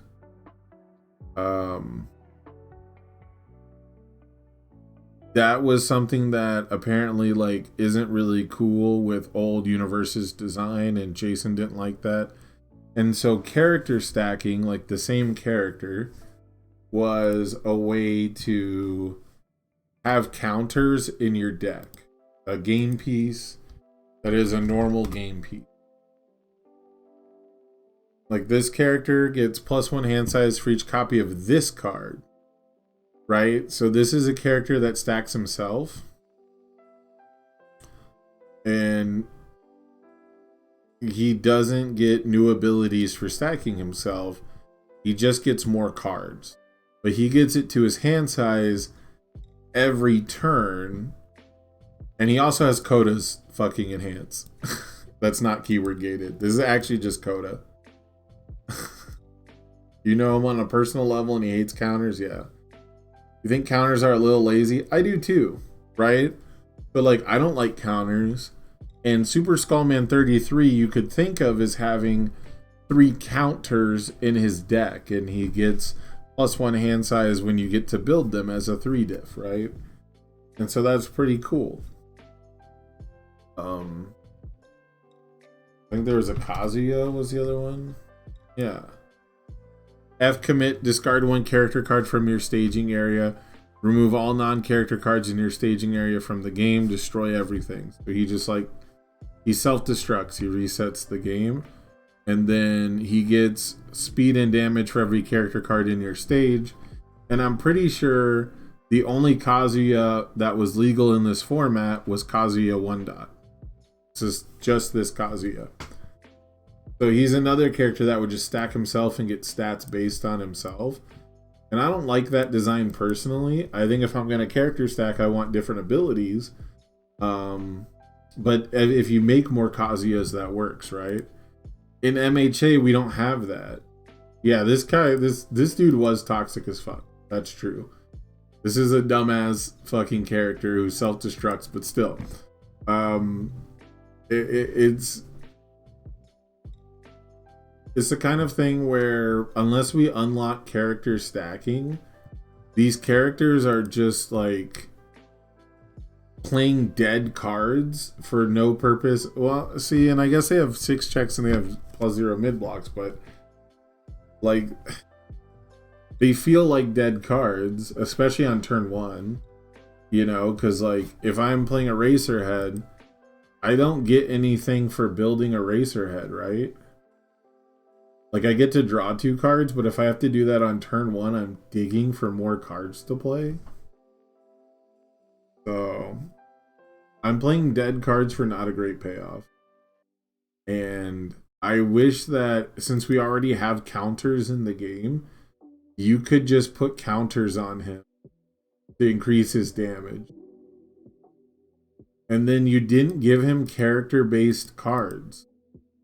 Like, you didn't give him a kit that revolves around playing character cards like how Twice does.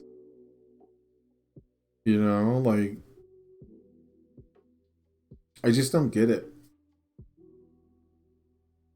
I would rather them just figure out how to implement those rewards in ways that evolve the cards we're playing. Yeah, like Super Skullman as a way to do counters was a cool way to implement counters as a card. But now it's like,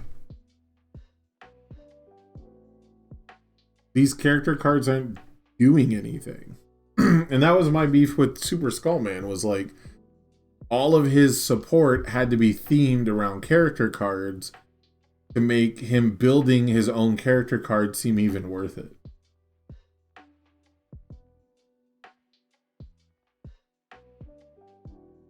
Weasel won. Weasel was a weird character too.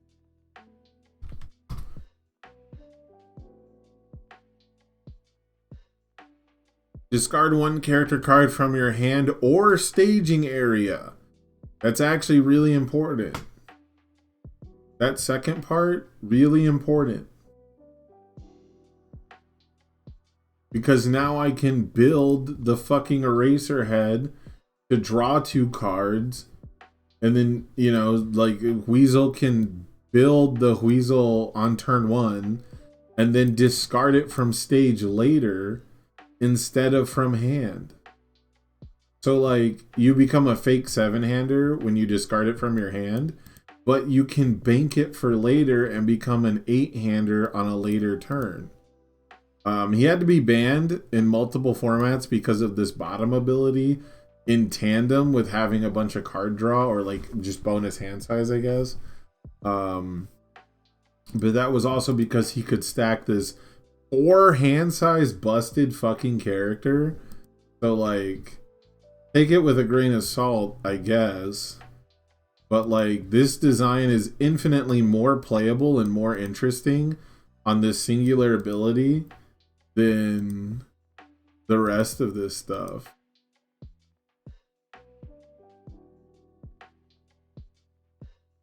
I just don't know who this is for. Like, I'm very curious who thinks these designs are awesome and are excited to put them in a deck. Because I can't think of an existing deck I would put any of these cards in except All Might's Mentorship and Asui's Friendship. And neither of them are decks that are like competitive, so you're pretty much just playing fun cards with cards you like anyway. So who likes these cards enough to play them?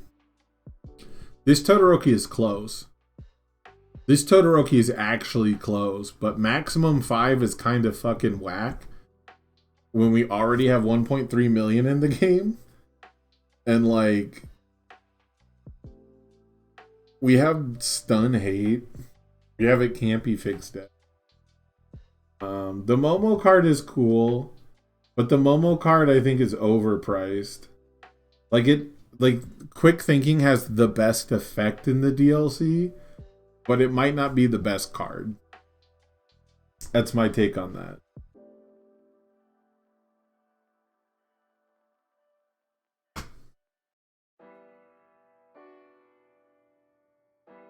Has there ever been a character that has discard 1 character card from stage that was good? Like, I guess the Kazuya had F-commit discard 1 from stage to like self-destruct the whole board, but that doesn't really count. Like, enhance discard 1 character card from your stage, has that ever been a viable strategy for any character in this game? The one that comes the closest to that added it to their card pool for fucked up effect.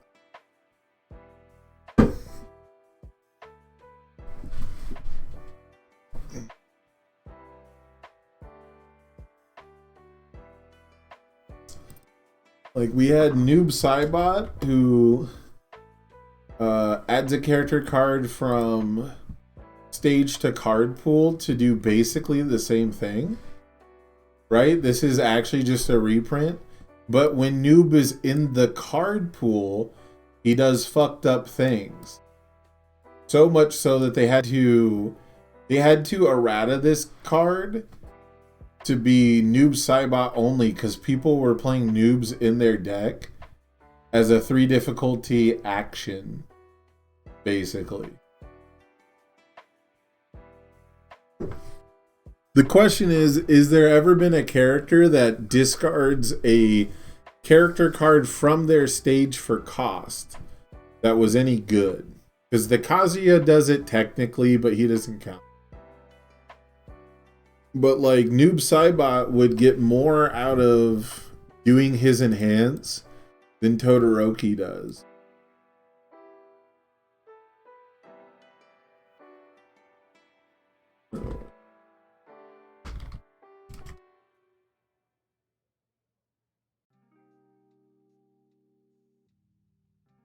That wording has not been used much.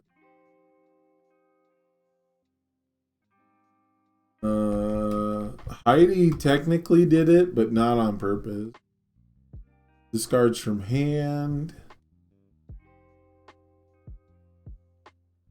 Weasel could do it from stage, but it was mostly from hand. Cody? Okay. There was a Cody that could stack.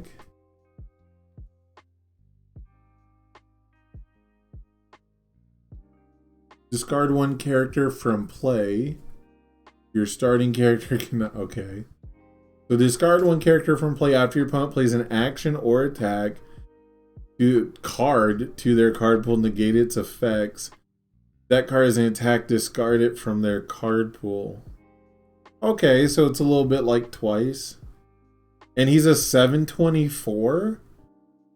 And your opponent discards one card for each character card you have in play. Okay, well... I mean, these are two really fucked up effects, so I guess that's fair. I guess that's fair. This is pretty fucked up. And then Cody 4 also wanted you to play character cards to draw 2 cards.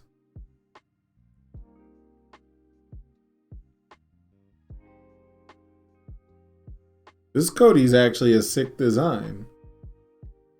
After you play a character card, draw 2 cards, and then if you blocked, you can play any attack in your hand as a reversal. That's cool as fuck.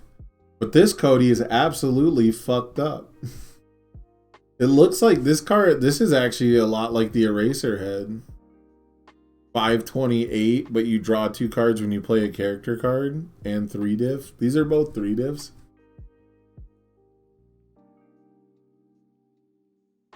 Yeah, this Cody's pretty fucked up. I can understand that. He's very twice adjacent.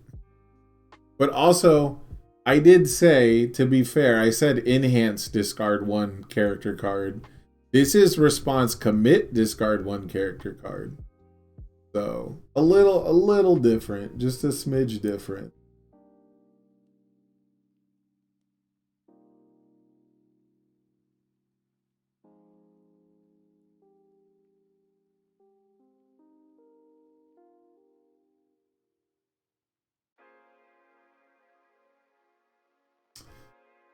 I don't know, man. I don't see myself ever playing any of these characters. Like, just on a personal level, they're just not for me. I don't think I'm playing any of these cards until someone shows me a cool combo. I might play All Might's Mentorship if I want to play Mandalay. But, like, none of these are doing something I wanted. None of these are cards that I was like, man, I hope they print something like this.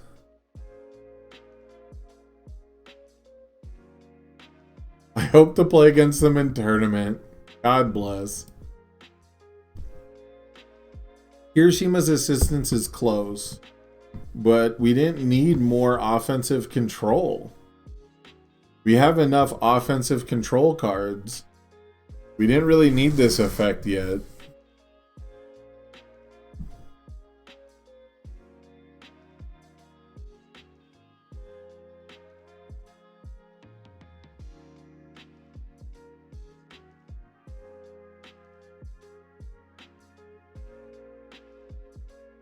Do any of these cards play defense? Not a single one of these fucking cards do anything on defense, do they? Under your attack deals, when you're attacking. I guess technically adding a foundation to your hand.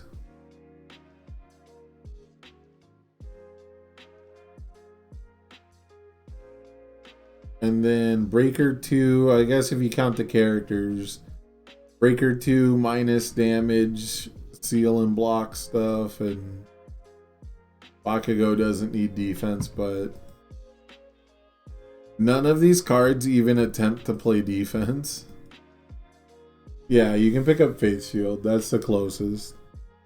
But you know what else picks up Faith Shield? Wild Wild Pussycats.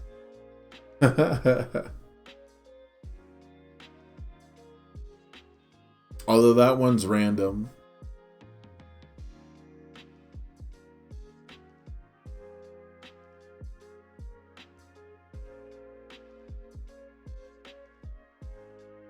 These feel like rough drafts that just were like not offensive, so they got approved.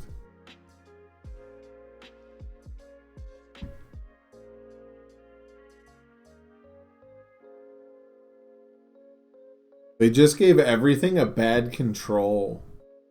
And we're like, it'll be fine. None of these cards are busted. We can send them to print. People will buy them because they like the chibi art and they want to collect every version of Todoroki there is.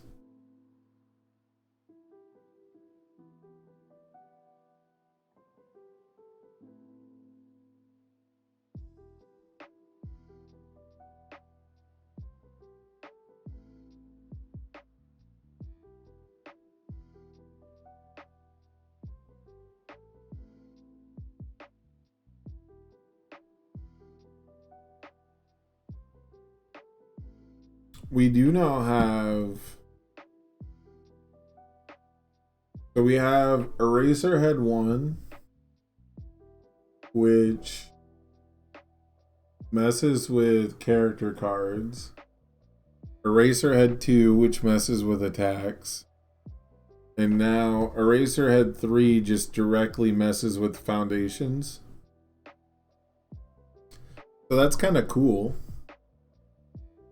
Wouldn't it be a lot cooler if you could combine all three?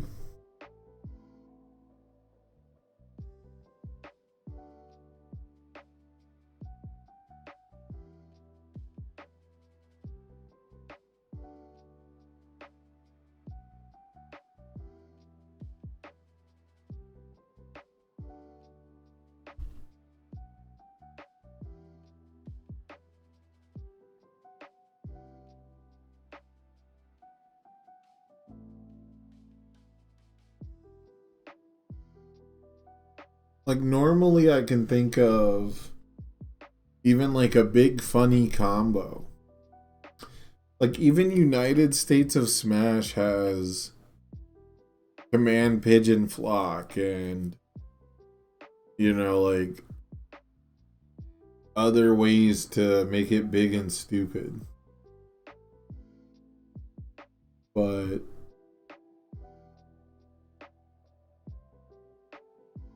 I don't even have that with these cards. There's no big funny payoff. Like, once per game, draw 4 cards. Damn, bro. You sure are gonna one with nature the fuck out of me this turn.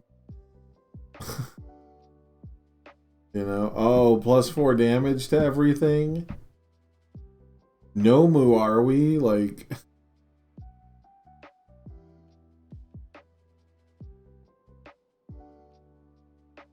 It doesn't help that his best ability is reminiscent of Momo 2, which already exists.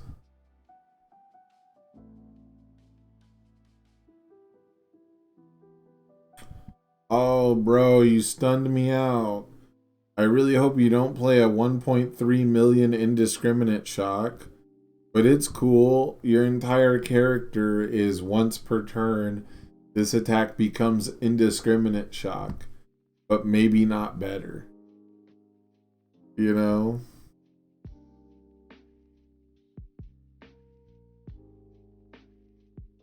Hilariously, I think this Eraserhead would have by far the most potential if he was just a 6-hander.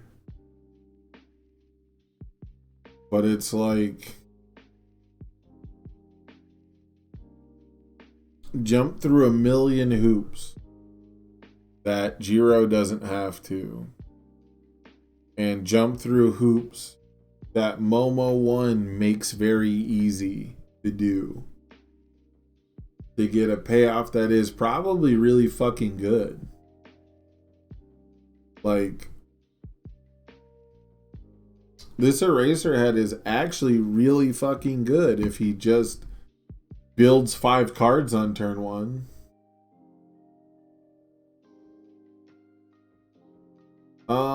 So nothing about the Eraserhead. Nothing about Eraserhead, the character, says 5 hand size to me. This is just weird. I agree with that. These abilities, I could see being 5-hander abilities. But I don't really get it either. I do think that the idea that 5-handers are supposed to be like big and bulky or slow and powerful or stuff like that doesn't have to be true, but fake 5-handers are fucking annoying, man.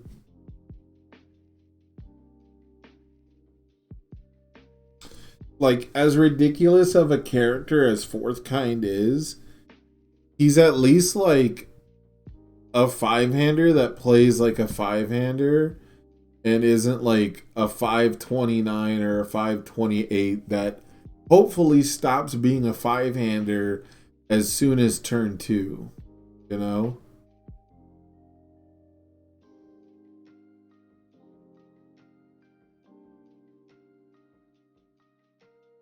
At least when it comes to Hatsume, he has like reliable enhanced step draw.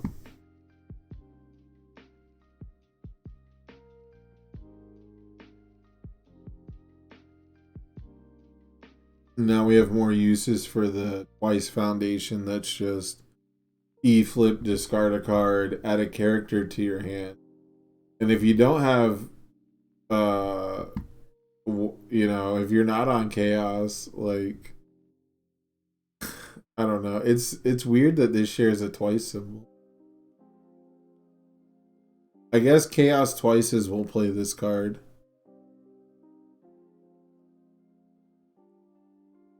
That's actually the real litmus test for this card.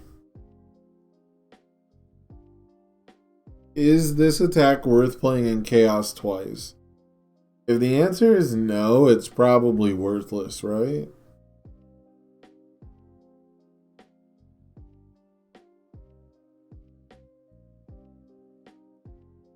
Until some really crazy asset comes out, I guess. Like, what are the assets on these symbols? Battle Arena. We've got Young Heroes. Top Pro Heroes.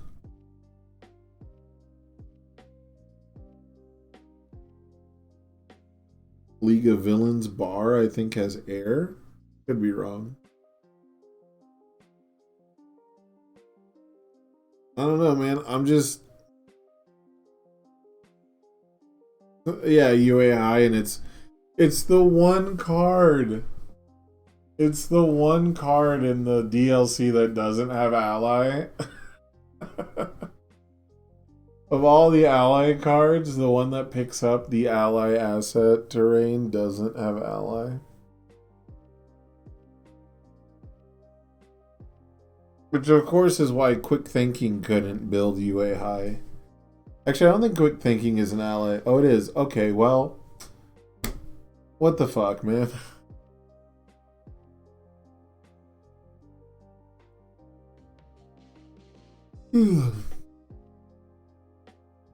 I don't know. I just... This one's not... Do any of these characters have keywords? They don't. Okay. So... 3 of the attacks don't have ally, but all the foundations do. I don't know, man. I was kind of excited for this DLC. The DLCs were always reliable to to shake up the metagame, but they were always pretty power creep. They were a little cash grabby. You know, Tongue Whip, a little cash grabby. Hiroshima 2 is a little fucked up. And Cannon Blast. Cannon Blast is the other one that's like a little bit like, wow, this is, you know, a little too good. Study group leader, being in Momo just works out. So like, DLCs are cool because you know they'll change the format a bit. These I don't think will.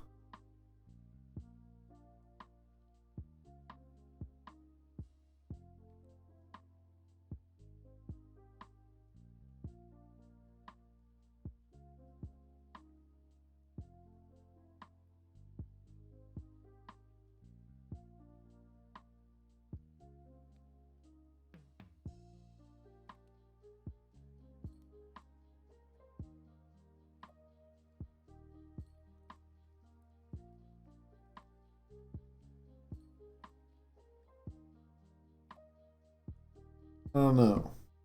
I guess there's nothing else really left to say about these. If anyone wants to play games on TTS, I got the queue open. Until then, I guess it's time to go back to stealing Pippa's decks. Looking for every deck on Pippa's UVS Ultra list has set 4 on it.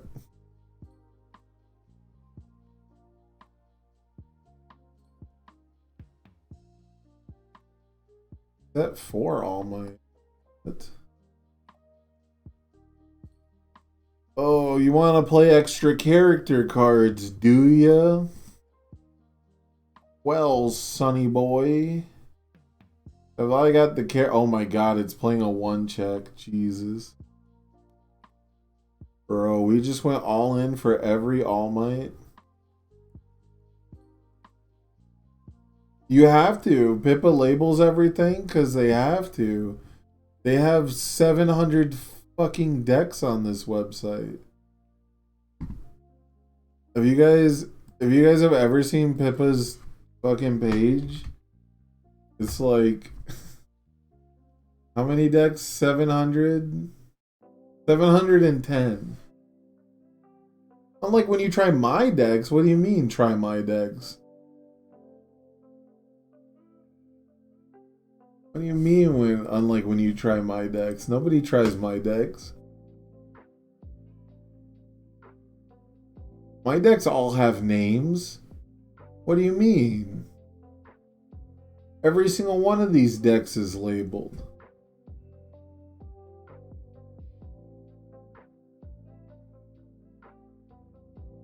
They're not. What do you mean they're labeled? What's not labeled about this? Kicks Dobby. It's Fire Dobby. He's playing Kicks. He's got, you know, Recipro Extend, Recipro Burst, Hellflame Stomp. Easy. Copy Set 4 All Might 5. Copy Set 4 All Might 5 is the label of an All Might 5 that I copied from Pippa.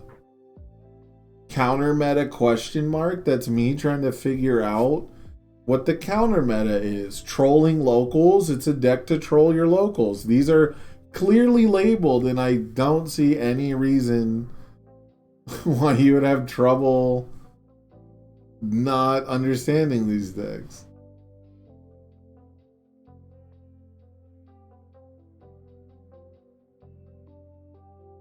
You know, Shoji passing, it's because this is the passing the torch symbol. A terrible idea. It's labeled a terrible idea so you don't try it. I am warning you ahead of time it's a terrible idea. It is labeled correctly.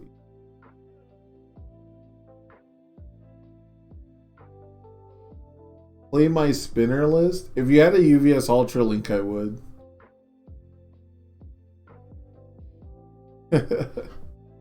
If you have the Ultra link so I can import it, I will. As of right now, I don't have anyone in queue though. I think it's going to be a slow day. We've got 2.5 hours until UnFunFridays. So I think most people are still at work. Fix my midnight. What do you mean fix your midnight? It's just bad? You mean you want me to fix your midnight deck?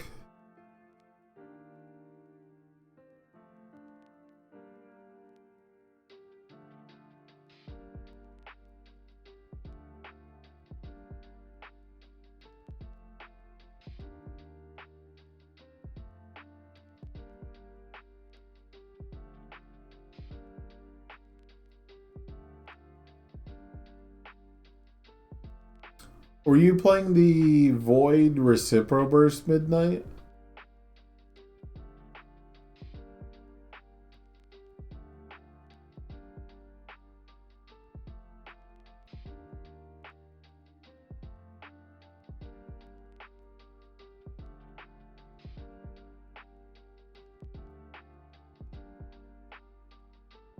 The Chaos Midnight that I only check threes. Well, there's your problem, bro.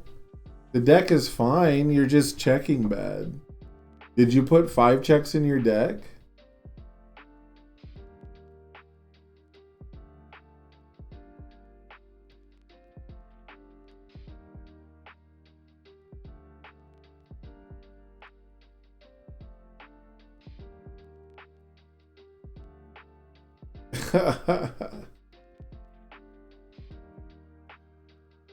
I don't know. You want me to fix your midnight live on stream? That sounds like a deck doctor. It sounds like I would be biting off Tam's content. Sounds like paywall content to me.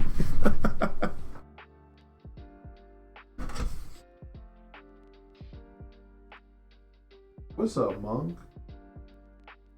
Doing, little cat? Sleeping? Okay. Yeah, my cat never jumps on stream to be cute.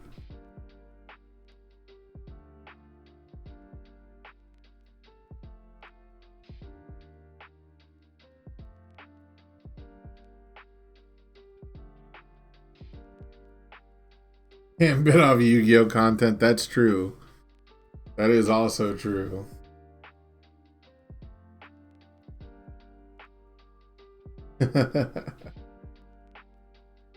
Oh no, send me the midnight list. I'll do one for free. I got a video I'm editing, and when I'm done editing this really big project, I'm gonna launch a Patreon. But I'll do one for free. Let's take a look.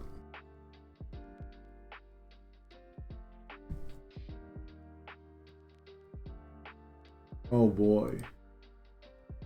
72 fucking cards? Holy shit. Coaching comes with the Patreon. I'm gonna have a tier for coaching. And it won't really, I don't even know if I'll label it coaching, but practice time. Concentrated practice.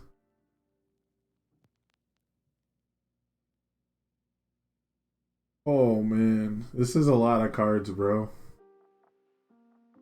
Alright, let's copy this so I can fuck with it.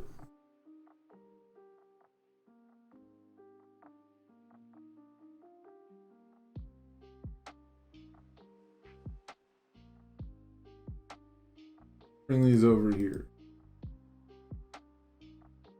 So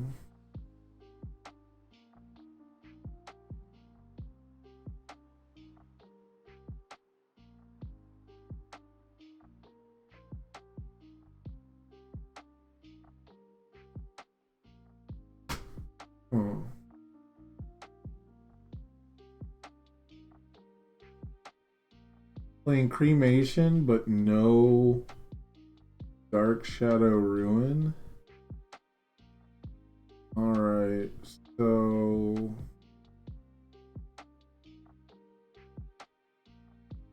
this is really nice for refunding our cost, and it's like a cool flow card, but we're not putting buckets of damage on. And like, we get 2 free speed off of it, but it's not that big of a deal. I think it's a 2 of. Ice Wall is going to be replaced by Dark Shadow Ruin in this.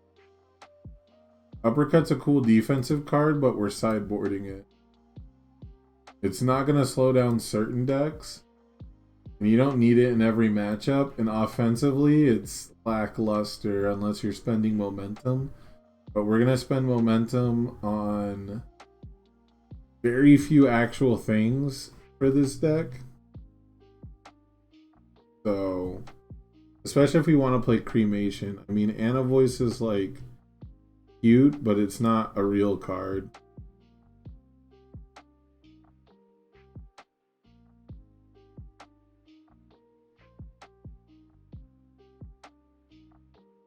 We can commit ourselves. So playing a Summon Dark Shadow is exactly what Kevin Broberg did. And it works just fine.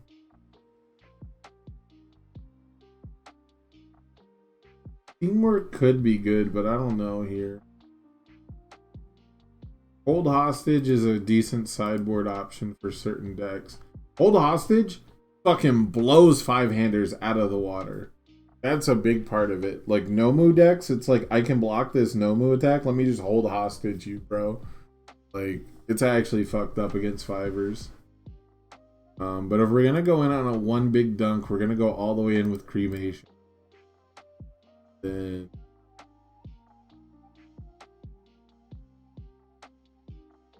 this is ally. You got to have one UA high. Because that's... Broberg beat Tim Keefe in the mirror match because he stuck a UA high first. And Tim Keefe said it was just looming over the battlefield, threatening to pick up something at any time. Dark Shadow Rune is a 3 of. Because Dark Shadow Rune gets to 4 keywords. You gotta remember it's not printed, so giving it stun is a big fucking deal. Which is why I was going to keep like one Ice Wall, but I don't really think so. We want to spend that only on EX and power. I think the Cheerful just becomes fully sight. We're at 19 attacks.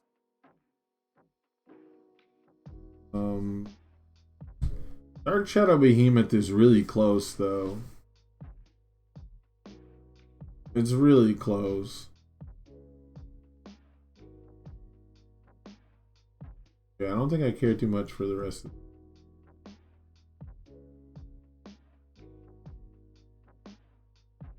Double check. It's a keyword. I think there is a world for ultimate combination in the super late game. Okay, actually,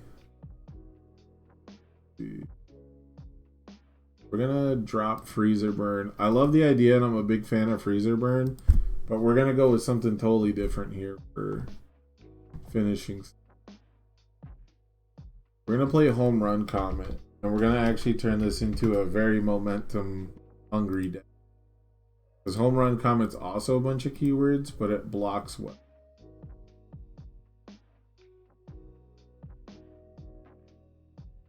This is charge, high attack, low bit of. So I don't think we need 4 indiscriminates. You just need to draw 1 most of the time. A lot of decks only run 2, and it gets the job done because of how deep they can dig, right?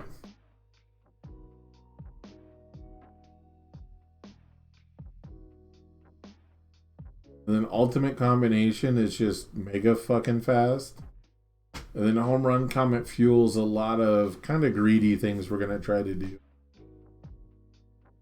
This way. Then Foundation-wise, we need to really focus it. Release is cool, but we don't need it that bad. Need basic training over easily excited because we need to get Dark Shadow Ruin going. And then Master's Pride is cute, but I don't think we need it. I think we're gonna request it. Well, we just have so many zeros already. I like easily excited because it gives us that extra keyword though. So I think we're gonna actually just do this for now. And we'll come back. If we really need that release, we'll come back to it. This, I don't know why its main board is. This card's really nice, but it really fights with some spots. This card can just go, I think.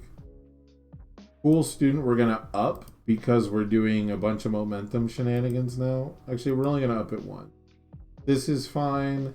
This is maybe a little overrated, but we'll keep it. This is okay. This will be a 2 of. I think Decoy Duplicate's overrated, but you want to have one of it. Petty Squabble with our character being playable while committed is fine. And then this we need 4 of to see for sure. Down to 62 cards. We now have multiple momentum outlets to end the game. And we now have another way to tutor momentum so we can play some momentum heavy effects. And I think we can add 1 or 2 more cards to this deck because of the amount of attacks that we have. We can make it a little smoother. So one of the things I want to try, and this is something I guess I want you to try, is Shadow's Aid combined with where is it? With Friend of Animals. So remove, add an ally attack to your momentum, add it to your hand. Seems like a pretty decent combo that no one's really using. And this will increase a little bit of consistency over, you know, our fairly large deck at this point. And then a lot of 3 diffs already. Rivals attack deals on. Oh, I wanted the one that readies itself after you block. This one's kind of fine too, but I don't know.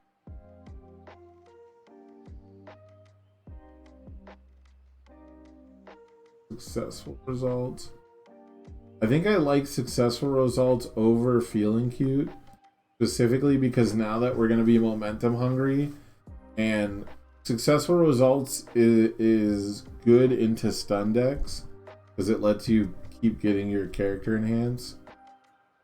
So I think we're going to swap those out. While having like an overwhelming mass of stats is really cool, sometimes it's not what you need. I'm going to swap those out, keeping it at 62. Cremation might not actually be for up. I think we can bring that down to a 3. Because Dark Shadow Ruin's not about playing actions in this deck. It's about getting bonus damage from something else. But the problem is that Chaos doesn't have a lot of good bonus damage. It's mostly just basic trading, right? We can look here and we go plus blank damage. And we can see every foundation that gives damage in the set. Or in the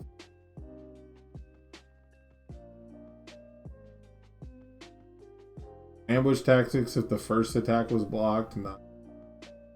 Add this to your card pool, not great. Banned card because it was too great. Deadlock only, random ass effect. So we're actually going to go up to 4-1 with nature. Because 1, we're a little low on low blocks. It's not quite as even as we'd like. And while this isn't a good low block, we do need them. That puts us at 63 going up there. Our spam count is now 11, 13, 15, 18. Can end up even on lows if we just these. 1 more of these. So now we're never getting our shit flipped. We have defensive card pool or card advantage, I guess you could say. And then we're gonna side first day of class for anti-stuff. And then that leaves us 3 spots in the sideboard. Inside another Decoy Duplicate. Decoy Duplicate's another card that fucks on 5-handers because they give up more momentum than your average deck. They really need that one big attack. What else? I feel like we're missing one thing. I guess we can add to 65. Did it fuck with? We just added 2 more locals. Yeah, I think this is good. I actually want to get 1 more jolt. I think we can drop either an ice storm or a calm. Maybe not. Maybe 2 jolts is fine. I like to draw jolt turn 2 a lot. Really just stick 1. Maybe we can drop a Dark Shadow Ruin for it, because we already dropped a Cremation. But now we only have 6 ally attacks. That's not a great ratio for this combo. But it's just really important that Command Pigeon Flock gets Friend of Animal, right? Like, that's the only really important thing. And the last thing I want to look at is I just want to double check I see all the playable while committed cards. Ignite, Reluctant Retreat, all worked up is fine. Reactive. Villains defeated. Oh, the discard is playable while committed. That's kind of. Oh, villains defeated. This is how you stop Ojiro 2 from fucking annihilating you. What's up, Richard? So let's drop 1 decoy duplicate from the side. And we can drop 1 first day of class. So villains defeated. This is our anti-combo as well as cheerful uppercut. This is how we stop Ojiro 2 from fucking us up. 20 high blocks, 19 lows. Yeah, I think it's a little bigger than I wanted it to be by the end of it. But 20 attacks is like it's kind of a rough number to be at as far as figuring out ratios, but your character can filter cards away. So that's always fine, I think. And 4, 6, 9, 13, 17, 20 spam. You know, you have as much spam as you do attacks. So you should be all right. And then the last thing I like to do, we're just going to take a couple looks at some first hand. That's a perfect first hand. This is actually an insanely good first hand. We can build 3, 2, 3, 3, 3, 4. Like, we only have to risk 1 of the zeros, which I prioritize basic training here because we want to get Dark Shadow Ruin on, right? Like, Easily Excited is cool because it synergizes, but we need this for Dark Shadow Ruin. This one is tougher, but it's also okay. What I would do with this hand is I'd build, if I had to keep it, right? Like, I would keep UA high, I'd go 3, 2, 2, or 3, 3, 2, and then I don't think we have 6. They just don't exist here. Yeah. So Shadow's Aid, we could just throw away like as a fake review to fill up our discard pile. And then it could be the kind of thing where the static for, whoops, meant to send a heart. Anyways, the static for a UA high will help us get out of this clunky hand. And then on the rival's turn, we'll get a momentum from Cremation. On our turn 2, we can stack an Electric Jolt. So while this is not a great opener, it has a lot of utility uses, even though we're not going to be playing 10 cards on turn 2. This is just something you hope to mulligan. This one's rough. This one's pretty nice. We get like the chance to build 4, and then Command Pigeon Flock and UA High again, like they kind of go together, and we have a Breaker 2 block. So these aren't like great opening hands. You might need to mess with the ratios a little bit, but for a 6-hander, they're not bad, especially considering how we can filter things away. But yeah, I'm really curious how Ultimate Combination would work in this deck. It goes so good with Home Run Comet, and it has 3 keywords, and it has a better powerful rating overall. But I think you're going to actually win a lot of games off Home Run Comet after they block Ultimate Combination. So like a common string I think you'd want to see from this deck is like Command Pigeon Flock, build a... Let me go by diff. I always go by diff. So you go command pigeon flock, build a friend of animals, play a dark shadow ruin, say actions don't count towards progressive, right? At this point we can like commit our character, do whatever, and then play a ultimate combination, tapping mostly out, discard all of our momentum that we've banked to rebuild, and then we can just barely pass a home run comet, which is at this point like powerful 5, and then we get an extra momentum back. Oh, we need wealthy aspirations. That's what we're missing. I knew I was missing something earlier. I couldn't put my finger on it, and I was thinking of the 0 diff. It's not that. It's wealthy aspiration.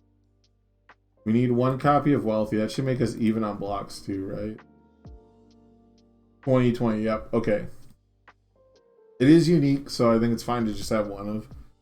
So this is going to be a really big deal for stuff like ultimate combination, but you know, these strings kind of work in any order, but the main thing is you need to get a poke in early, and you need to get like a little bit of damage, a little momentum in early, and put some pressure on the opponent. But you're really going to want to build to 10 foundations ASAP. And I just don't know how good Chaos is at doing that. But you do have the fallback of Breaker 2s. You have the sideboard tech. This is all disruptive tech. So I think this is fine. The biggest thing I would probably do is, if this doesn't end up working out for you, I would start to look to drop Dark Shadow Ruin and like Cremation and Summon Dark Shadow and like the whole action-y package, and focus that more on setting up ultimate combination and home run comet style combos. You know, like a second version of this deck is maybe like drop 1, 3, 5 cards, drop 6, 7 cards from it, and then you could add in another home run comet and another ultimate combination, and start adding like some more foundations, you know, or just leave it as a smaller deck. But yeah, that's I'll post the link in the chat. Let me know what you think. Maybe I'll give it a spin later on if I get viewers to play games with. Oh, it doesn't let me post the link because of... Oh, it did work. Okay, weird.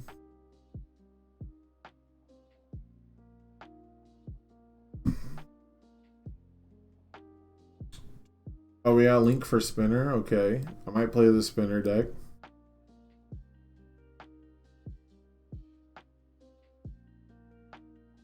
Alright, let me get caught up with chat. Just got back from a release day. Okay. Sealed with the boy. Got 2 new players signed up to UGM with my Oh, thank you, man. I appreciate that. That really is helpful. I do appreciate that. Hopefully they play at more local events, because the more events they play at, the more it helps me. So, hold hostage and vial seizing. Let's go. Fuck yeah, dude. That's pretty nice. I got an XR vial seizing and a hold hostage from the same box, so those are basically the 2 best cards to pull.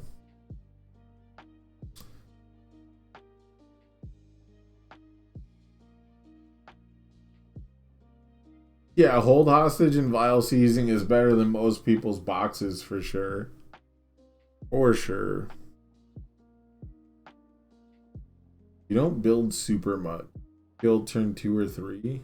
Interesting.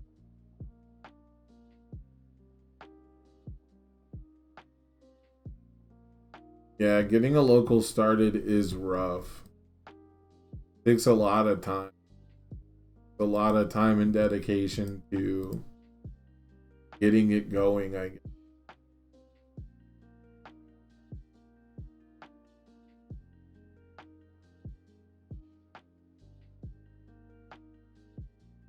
Takes a lot of volunteer work.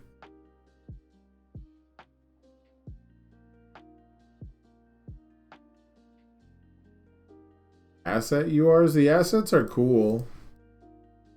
They're all unique and not super cool. Like, not super busted or anything, I guess, but...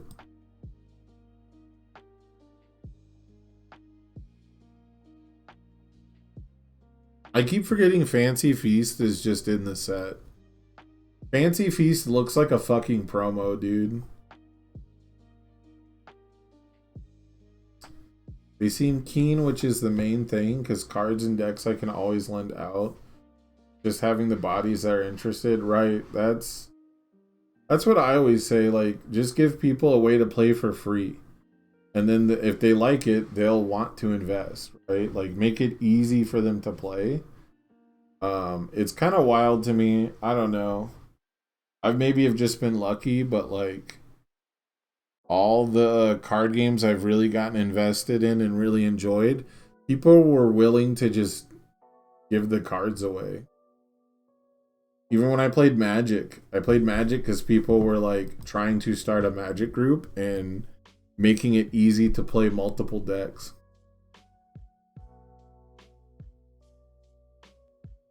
Oh, you have to drive for an hour. That sucks.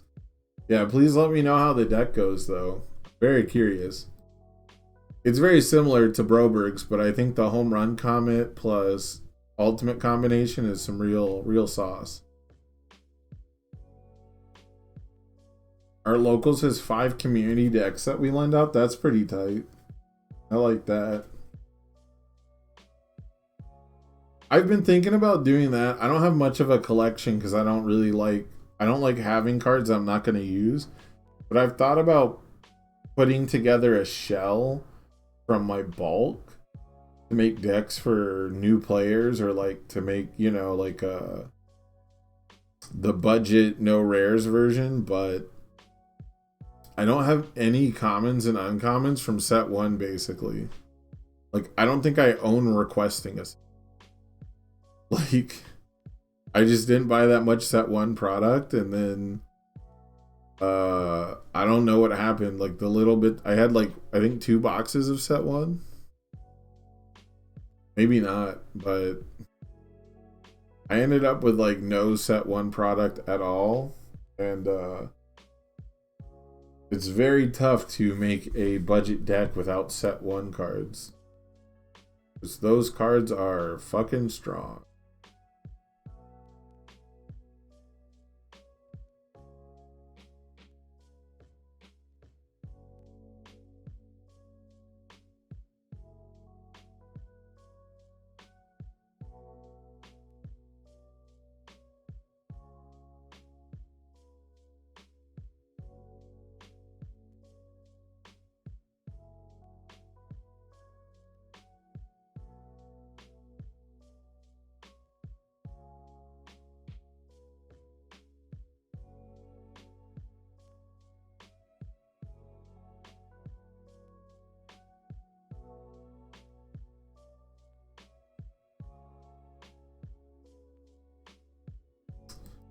I'd really like to be someone who just has like 10 decks built and can just loan them out.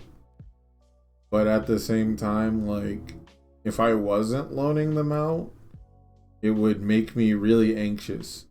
It would just ruin my mind that I'm sitting there not using them. So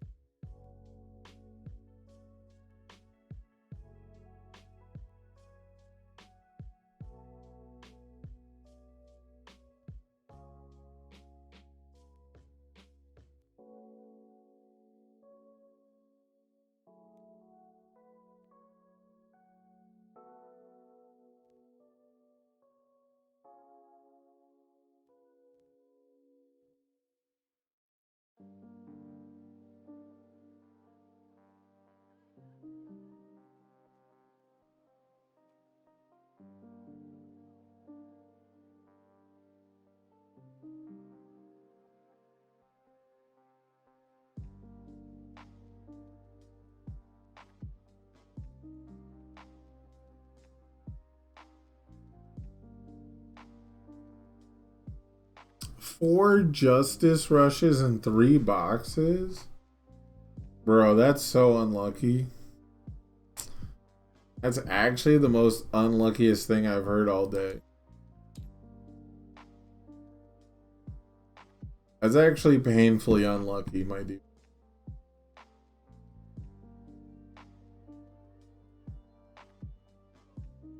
I don't even know if Justice Rush is like the worst you are in the set, but it's not interesting. It's not a cool card.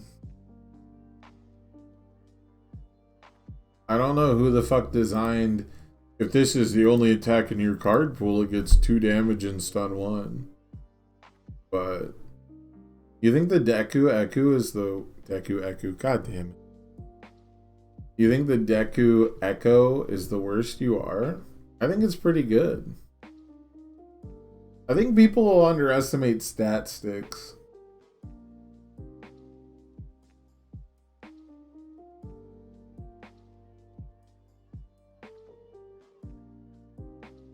Like, yeah, you have to tap out to play it, but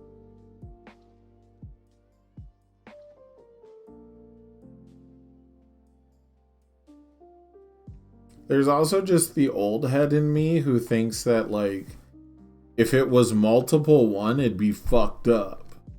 So, like, Echo is way more fair than multiple 1, but still.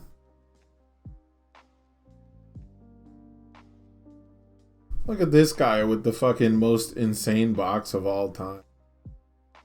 Got the XSR and a Vile Seizing? Come on. What the fuck is that? Now you're just bragging? You're just flexing? You just said, hold on now.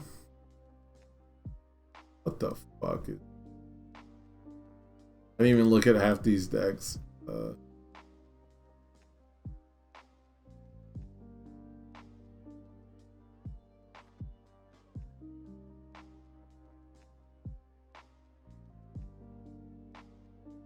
Got 1 box, got an XSR, and the only UR that's probably gonna keep its, that's gonna retain its value. Insane pools.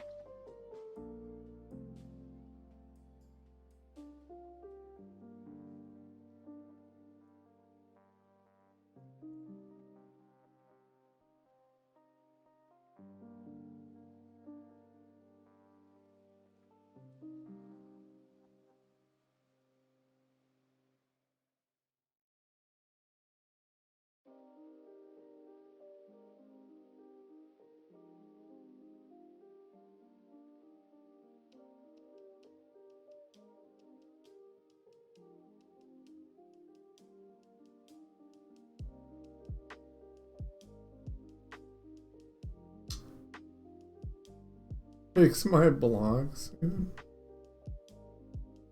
I think that's autocorrect. If you can't find games and you want content, you try to fix my deck soon, I assume. Yeah, I'm probably gonna play I'm gonna grab a drink. My drink's empty. So when I get back, I think I'm just gonna play like some TFT or something while we wait for games. I've not been having too much fun with Street Fighter.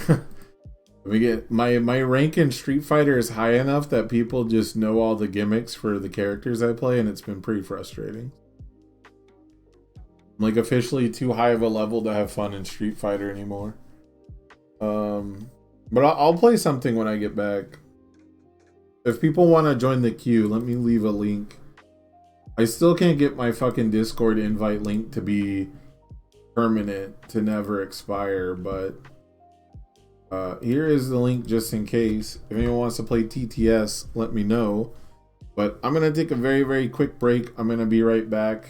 I'm gonna grab a drink, and then when I get back, I'll play some kind of game. We'll do something. Something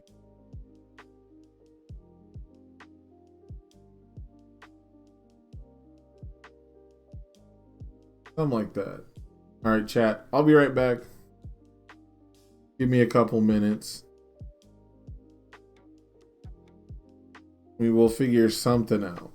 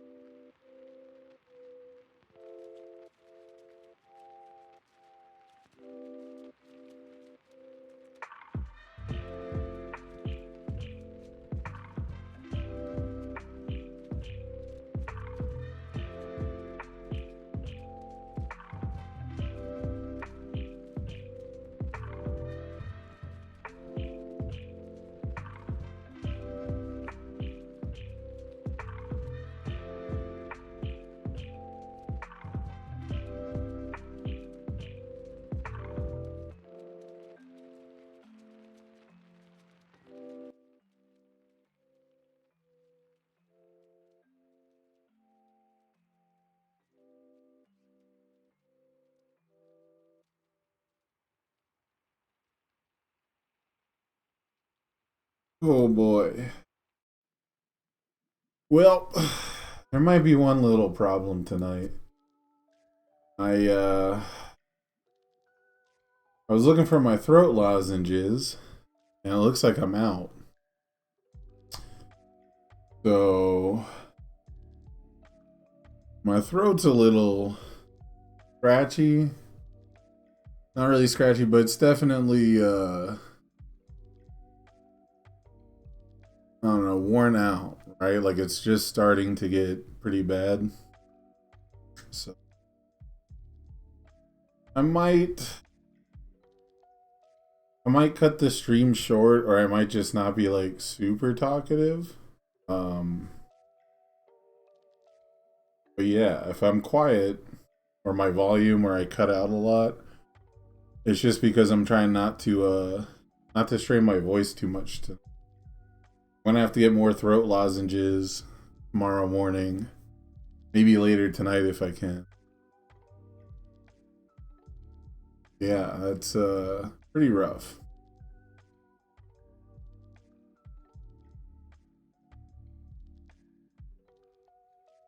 We'll see how it goes.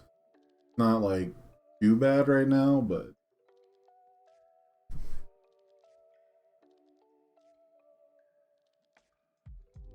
yeah, time to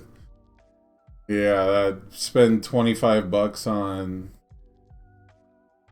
on some cough drops. How much would that actually cost? I'm so curious now. How much would that actually cost? Can I just type in throat lozenge?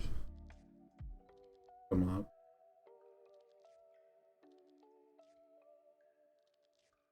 I might go to the corner store and get some, but I spent that whole time looking for them at my house. I don't want to like also take 20 minutes to go to the corner store and back.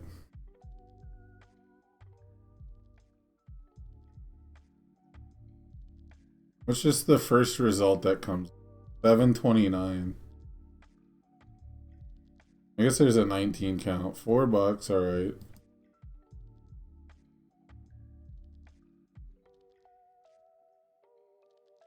What it actually cost?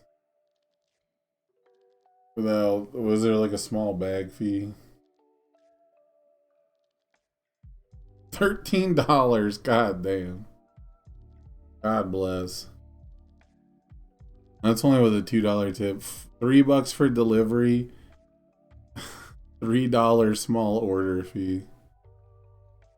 So you gotta spend at least $12. And then it'll only be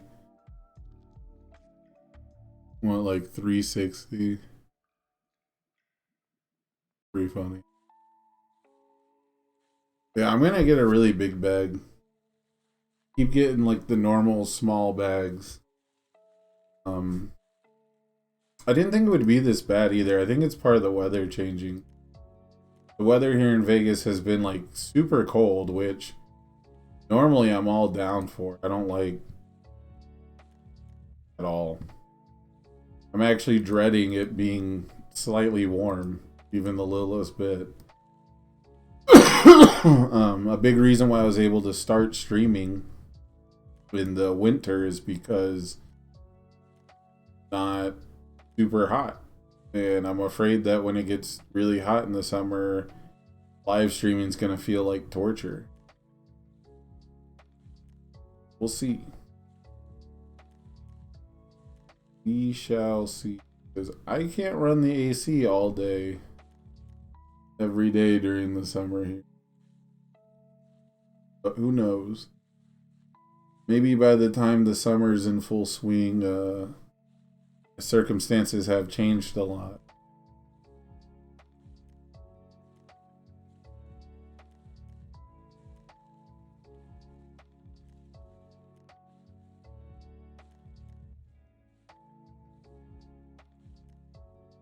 Alright, let's play some TFT while we wait.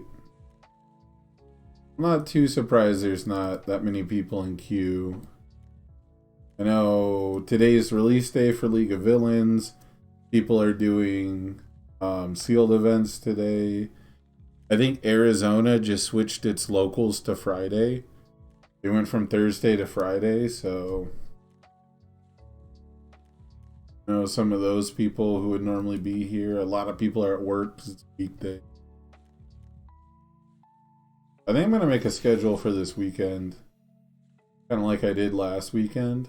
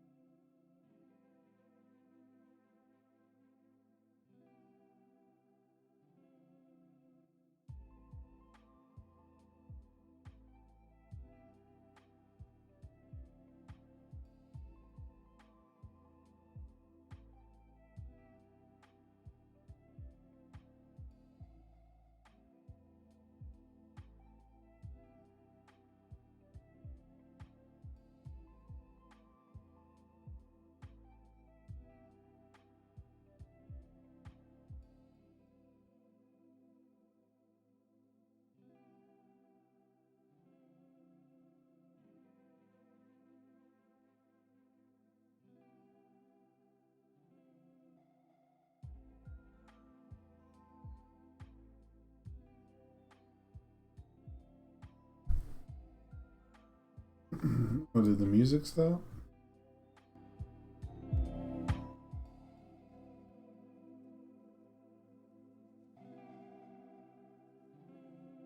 I gotta say, the DLCs were kind of underwhelming, man. I really didn't want to be like negative about them. I kind of want to redo the video. I want it to be a fucking hour long.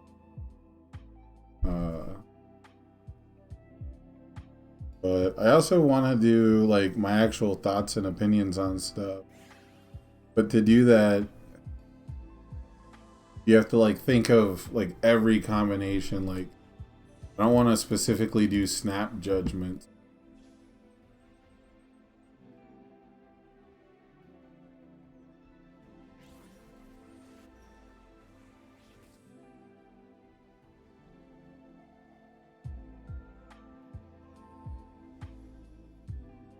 But like if I wanted to do 12 cards in a 10-minute video, you know, less than a minute per card.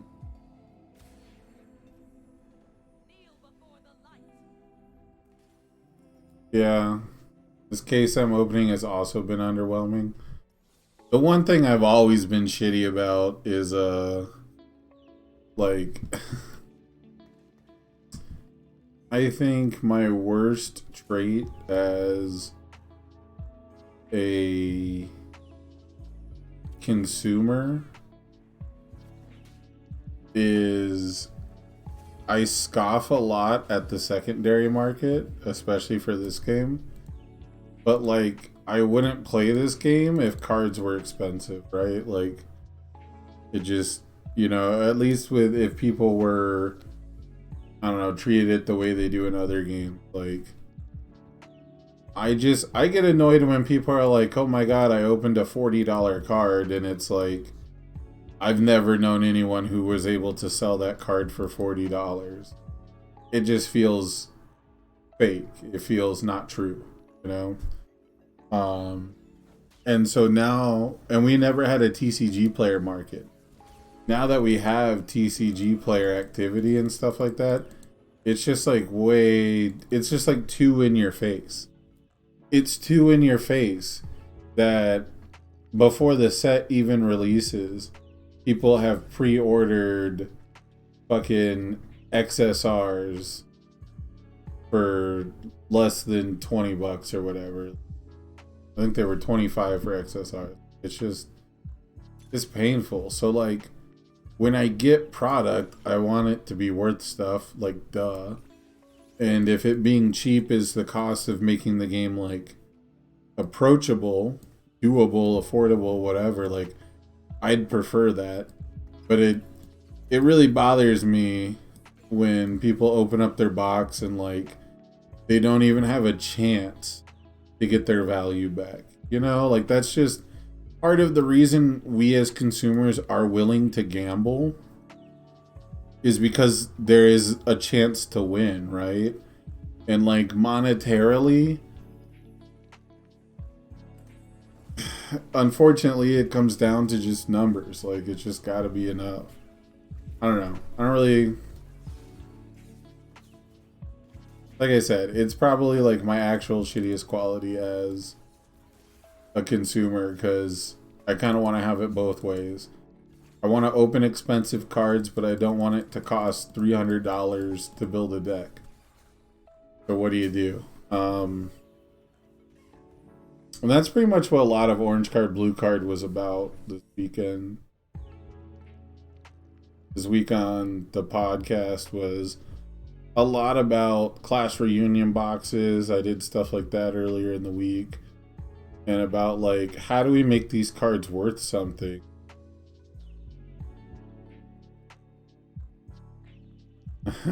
I don't like cracking packs, honestly. I don't like cracking packs because it feels like gambling. You know, I don't like cracking packs because I have like some level of anticipation that that probably isn't going to be paid off, you know? And it's just like, especially if you hand me 24 packs, my brain, unfortunately, is like, okay, well, only 6 of these can be really good in the first place. You know, which isn't true because a lot of rares are better than ultra rares, but it's just stuff like that. So I'm definitely a singles guy. I like to buy entire decks. I want to buy the whole package at once.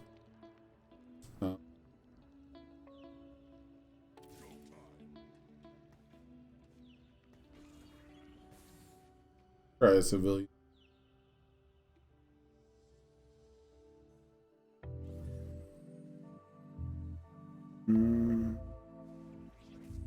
The issue with prices in this game primarily is expensive cards have always been more determined by gate-kept accessibility rather than quality. Yeah. It's pretty sad. Which again, it's not abnormal. This is something other card games complain about too. It's just we have way less of it. It's like one card per year. And I think the real issue with the price is like there's very like the demand peters out really fast.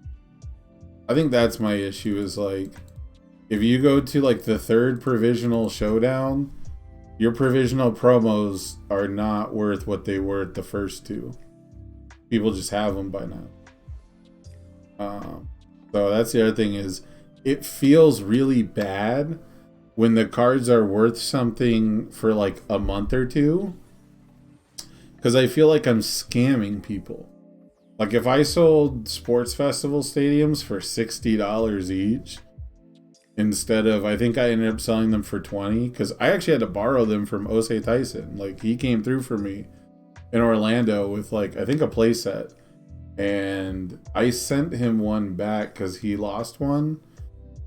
So I was just like, well, he let me borrow one and I have one now. Let me just take care of that, right? And so I didn't get to sell one until like I don't know, the end of summer. I don't think that's true, Levi. You said Stadium could have been a UR in set 2, and the set could have some value. I don't think... So first of all, I don't think it'd be true that as a UR it would be worth more than $7. Maybe 15 at its peak, and then, you know, by the end of set 2 format, it's 5, 6, 7, right? The other thing is that when it comes to that card specifically, when it comes specifically to Sports Festival, they banned the only deck, the only card that made it playable.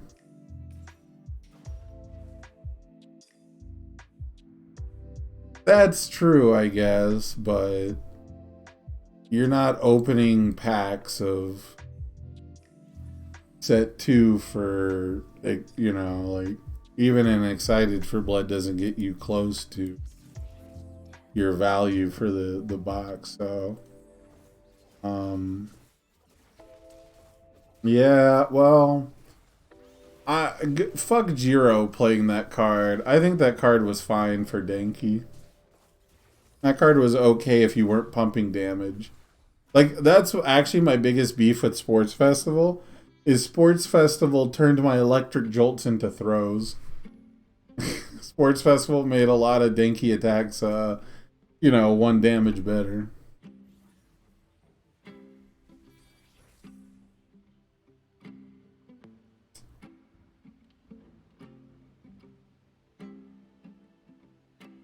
Like, I don't feel good when I open packs. And like, when I open a good card, like when I opened the secret rares, it didn't feel good because I didn't feel like I was going to be able to flip them for any kind of money. And I don't particularly plan to play either one of them. So, like, maybe I can trade them for cards I do want to play, but I never get enough product to have close to a playset anyhow. I should have bought the XP. Well,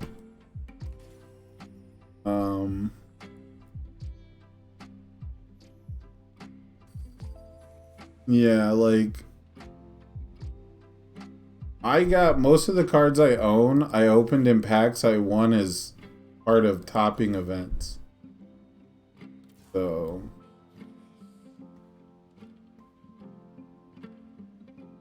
yeah, it is kind of openly throwing money away. See, for me, the best part of every new set is when I get some boxes, sit down with the boy and crack packs because he loves it. Yeah, I mean, I don't want to poo-poo on anyone's parade, right? Like, people definitely enjoy it. Box opening videos, crack packing videos are popular on YouTube. But buying packs in almost all CCGs is throwing money away if you do it wrong, right? Like, I don't think that's true for Magic, depending on, like, when it comes to Magic, there's so many products now, and there's, like, buyer's guides for, like, which ones to buy, and, you know, different sets cost different amounts of money and stuff like that. And when it comes to most games, I would say if you buy a case or two and your only goal is to make that money back, you can do so. Like, one case. I think most games, I think you can reasonably expect to get your money back if you sold off every rare and ultra rare worth stuff. But like in Yu-Gi-Oh, you're gonna buy a case and pull 2 or 3 cards worth money. They're just cards that are worth $100 each or some shit. Like, you know, you're gonna pull like a couple 50s, a couple 100s, and some 5s and 10s. I think with Magic, you're more likely to pull a bunch of 20s and stuff, like 10s and 20s, and maybe a 50 to 100, depending on what formats are being played.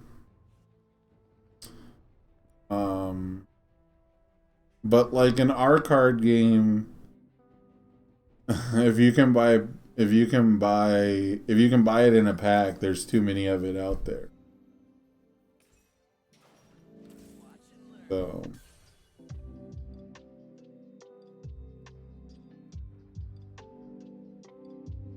which you would kind of expect it to be, maybe not the other way around, but I would have thought that the go recon. I guess for me, I would have thought that the lack of supply would be a thing. I'm surprised how many stores are opening product, I guess. But I guess Chrome did that too, Chrome hunting. It should be possible for it to be, yeah, but not guaranteed. Okay, yeah. It should be possible for it to be throwing money away, but it shouldn't be guaranteed that you are. The only people who made money off a set 3 box is people who pulled a Chrome, and so okay, that's a perfect example of like my issue, right? How many people actually sold a Chrome? Like, it's true that people who pulled a Chrome were the only ones who made money off it, but how many of the people who pulled Chromes made money?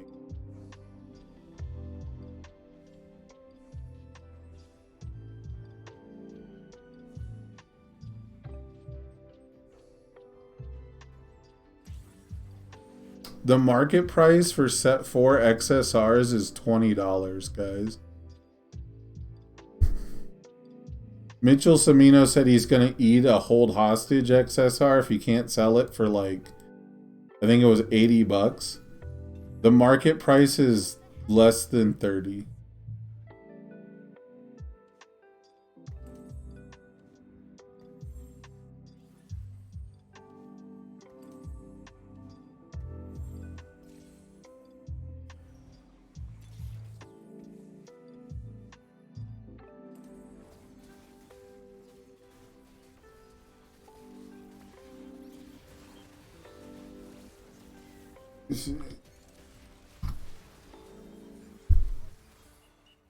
Now, there's none in stock at these prices.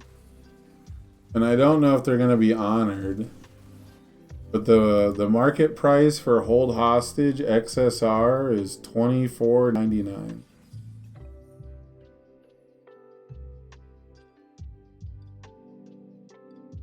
I listed the regular hold hostage for 50 bucks.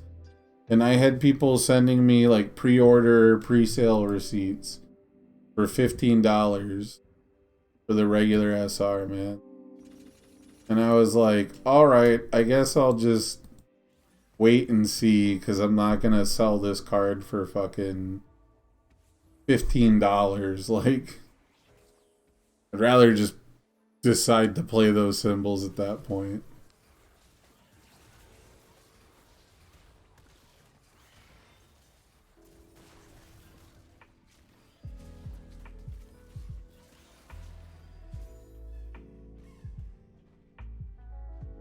Like, I'm genuinely curious how many people made money off Chrome Rares. Because I doubt any single person who was hunting a Chrome Rare found one and then made money back anyways.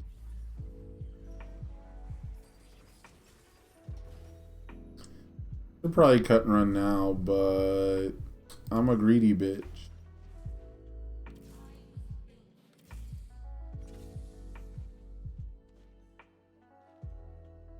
We had that. That's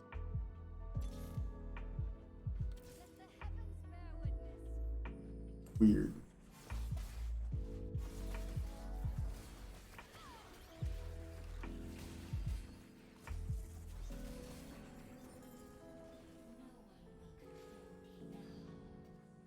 Oh my. Going with the vein strat.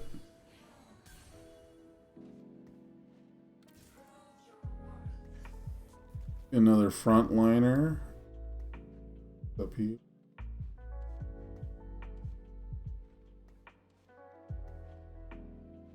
This game is Team Fight Tactic. Is the League of Legends auto battle. I am very bad at it because I don't play it very often.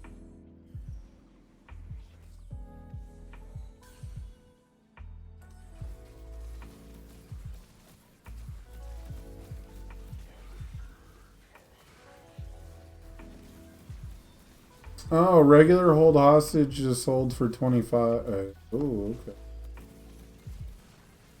Interesting. That's a listing.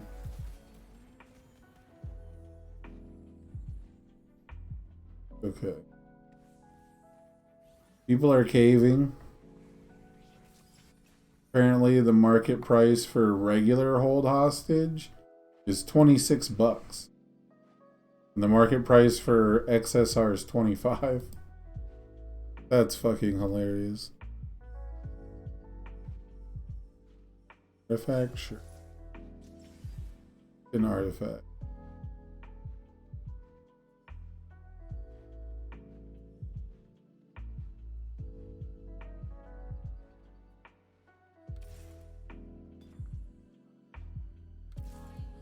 Crash that hard. That's up, brother.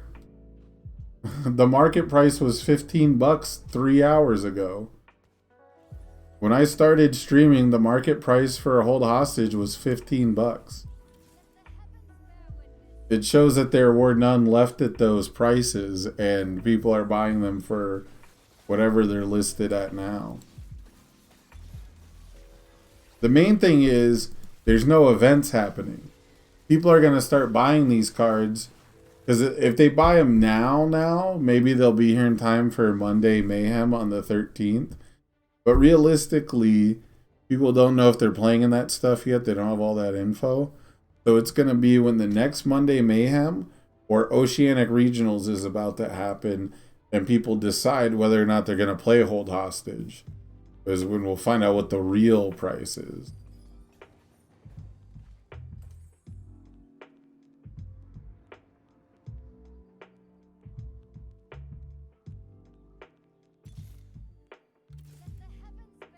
Look, I ended up going duelist instead of re.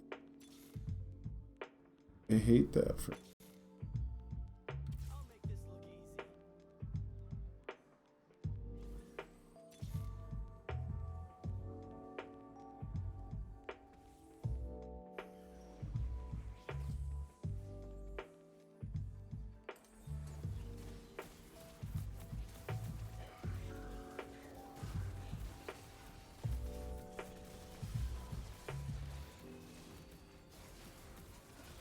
It was like off screen for some.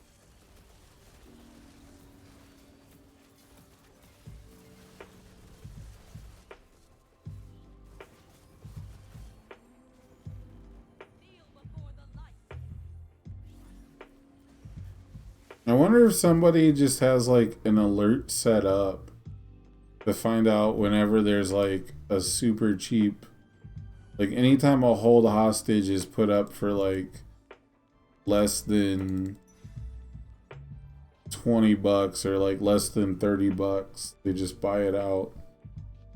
I don't know. I should post my sales offerings in the Facebook thread.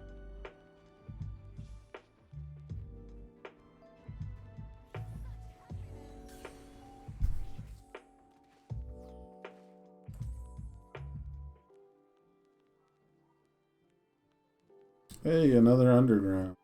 Can I level up or just do this? Probably a mistake. Do that, but we'll see how it goes.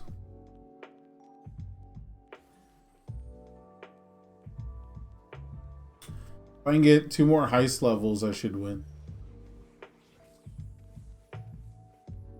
But I have to win like 4 rounds to do that instead of losing. Oh, but I'm just gonna lose this round. Oh, wait, maybe not. Maybe Vi can carry. Vi does have the artifact.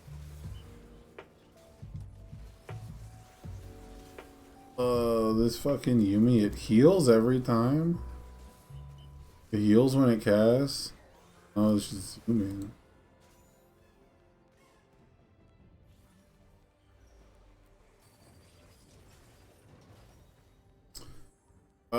My health is so low, bro. But I can just win 2 more. Alright, we're just gonna win the next two. Easy peasy.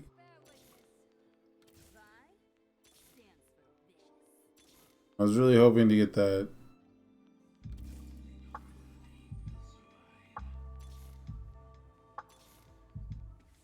I did not get the... Oh well. Not looking good.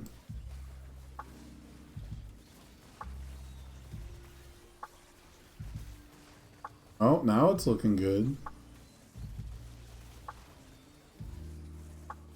Now it's looking scary. Okay, Ezreal doing the work. Okay, but they're Ezreal also doing the work? What the fuck? Yo, what is this work? Well, I guess that's the best way to lose is by like exactly one, but Jesus. Bro. Okay, but for real, okay, we got an item round, nice. Guess I love that. I can do this for the item round. Doesn't count. Recon 3 does have value. I really need this front line. I can sell this here. In room. The main thing is when I cash out, I can sell some of my underground. Do I get 3 for a win here? No. I have to win with Samir.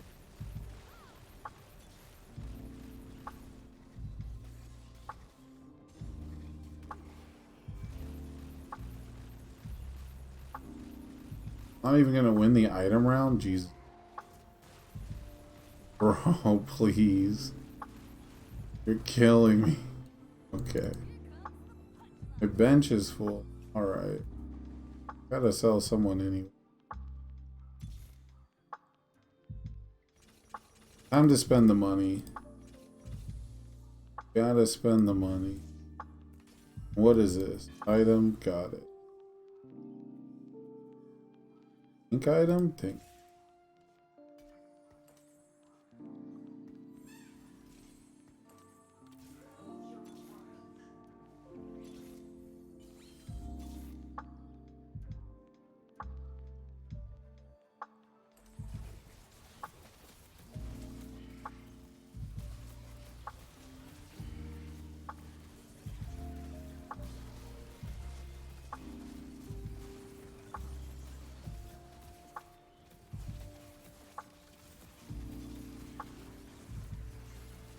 Okay, it's time to cash out.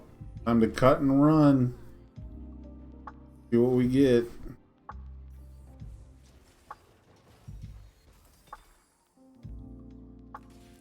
Duelist. I sell here. Do this. One away, see.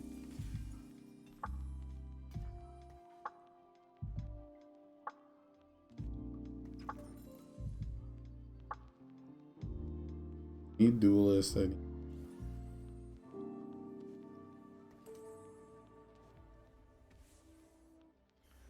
gonna get fucked, dude. I just cut and run. I'm gonna lose anyway.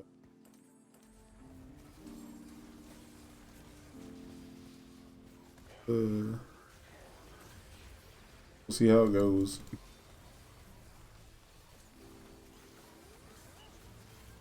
I got a Kaisa instead of a fucking knife. Got confused. Oh.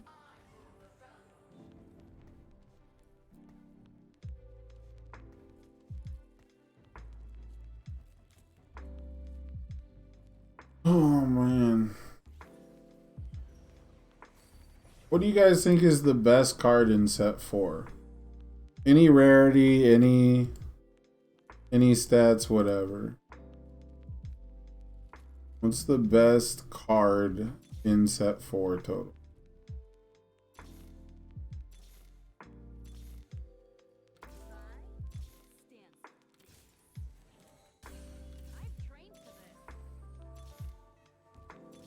Man, I really needed the fucking Nyla and not the Kaisa.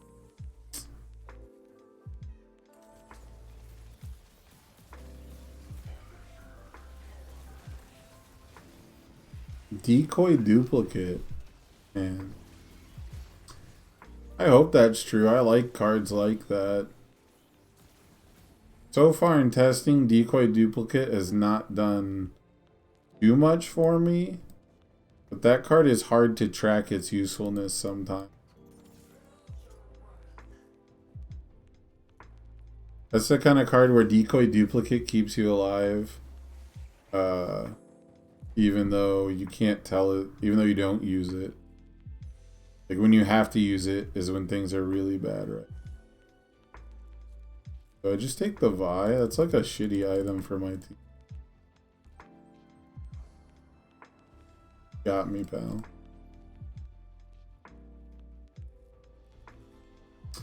Like by the time you lose with decoy duplicate on board, it feels really bad. But it's probably either exactly turn 2 or way past turn 2. So I don't actually want... I wanted this item. I'll move you up, move you back. Up, move. You'll get the item guaranteed. The recon on over here. I really need to gold out this fucking Nyla. Jesus.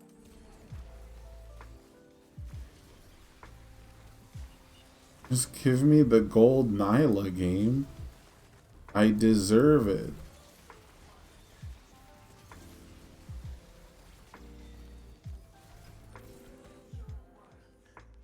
Damn, I can't believe I'm surviving longer than other people. The other thing about decoy duplicate is capture evil doers is just going to steal your momentum. There is so many good uses for momentum in this format, and like all for one and Mr. Compress style strategies and stuff. And you're just not gonna get to have momentum. Oh fuck, there it is. We did it. Got the gold Nyla.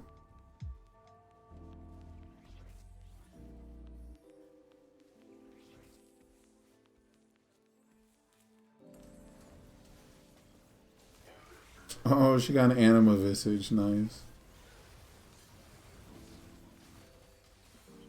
I actually like this team a lot. It's not like deep on any one strategy. I don't know if I get to level 9 though. I think I just gotta win from here, right?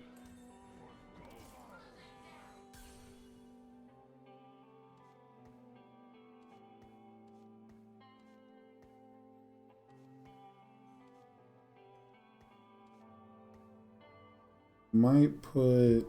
See what items we get.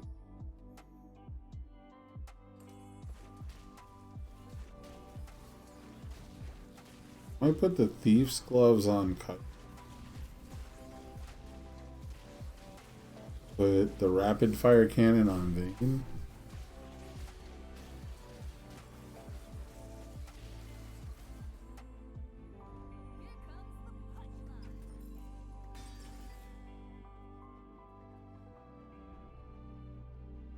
Either Thief's Gloves or Zeke's.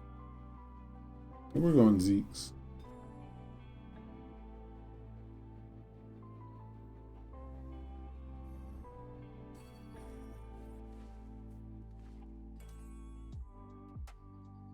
Yeah, there's already a lot of decks that are gonna have...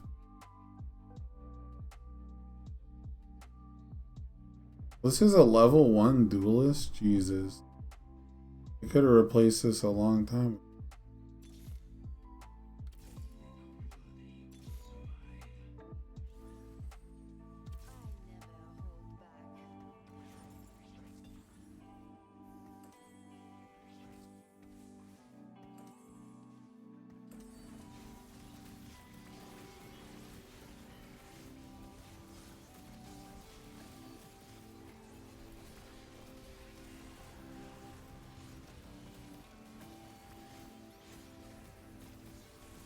Alright, we're doing pretty good. Still a tough hill to climb. Still can't lose a round. Vial seizing is still just a 3 high. Like that's my beef with it. It's not really impressive. Like it's future charge for evil. Wow.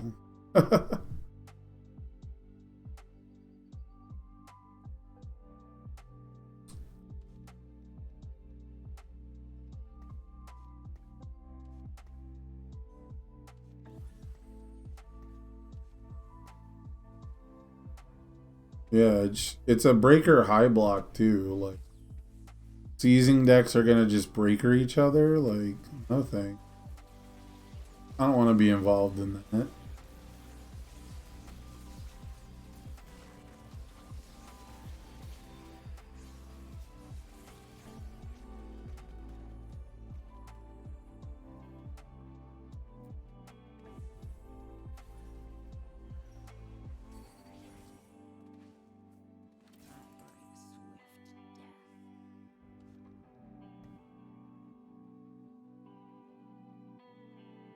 It's absolutely showdown bait.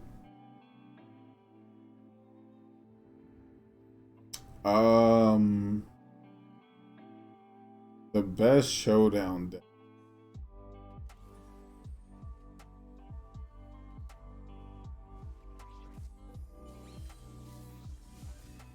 Probably Nezu. Because Nezu can pick it up. He can play travel by tape to make things a high. You can play tape to make things mid so you can partial it. Oh shit, I might lose here.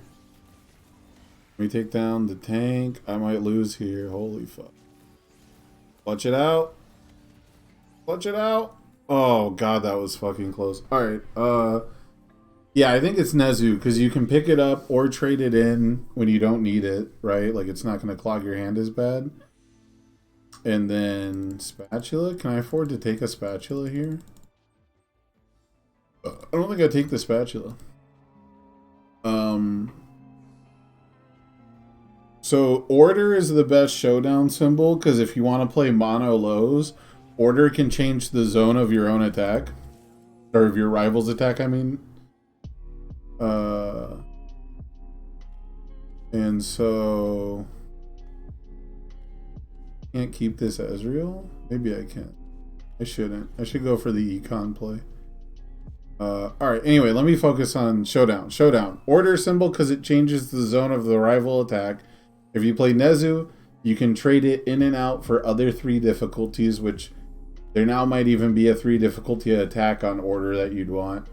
And then on top of that, you can already play really wacky stuff with Nezu. Like he has card draw from the rival drawing cards. So it's not going to be as obtrusive to your hand.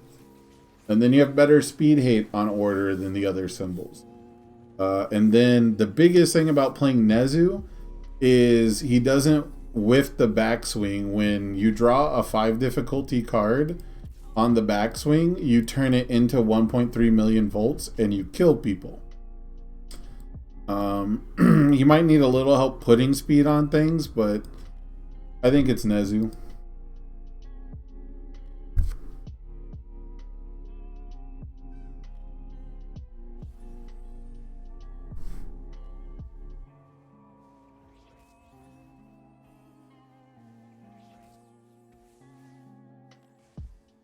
Alright, we're getting close to the end here. I haven't spent any money in a while though. And he might change his formation. Oh, Ezreal went down, but we're living. It's working. Alright, the real question is, do I level up to 9 and try to get the 4th recon? Or do I just roll down and try to like upgrade, I don't know, Vayne? Like nothing's close to upgrade. I guess it'd be Sejuani I'd focus on. Oh, the other recon is fucking Ashe. I don't know. Let's see if I get an emblem I can level up. If I don't get an emblem, I like have to get Ashe to level up. Let me roll once. There's a laser core at least. It's not ash. I got 2 removers. I'm doing fine with my items. Laser core ace. Oh, Mordekaiser could be good. And then Infinity Edge or Thieves. Let's give Thieves Gloves to Mordekaiser. Here we go. This is my level 9. I also get Mordekaiser, bitch. And he's got 3 items now. Hell yeah.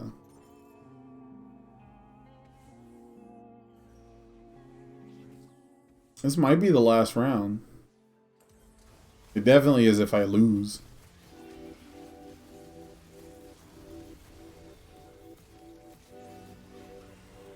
Oh shit.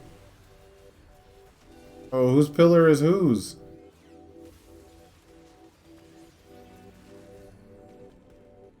Oh, we did it! First game of the day, baby. It's just that easy, chat. It's just that easy. Just lose. Just lose for 10 rounds.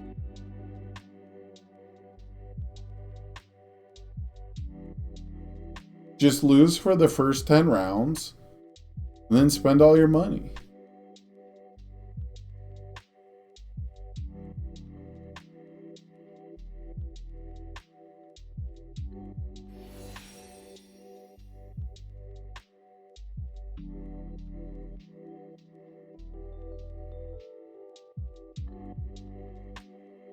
I only had 1 3-star too.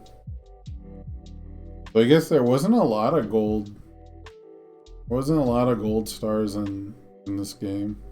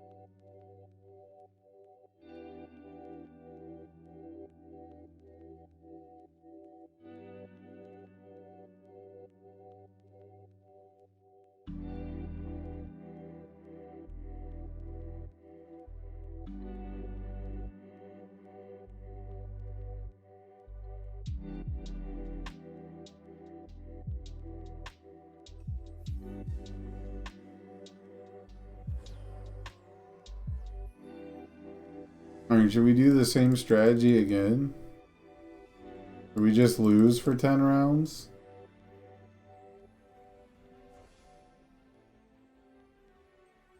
I think I want to go tankier though. I want to go brawler. Just gonna lose. We're gonna tank and then get good tanks. We're gonna tank 4 tanks. See what I'm saying, chat? We're gonna lose to win.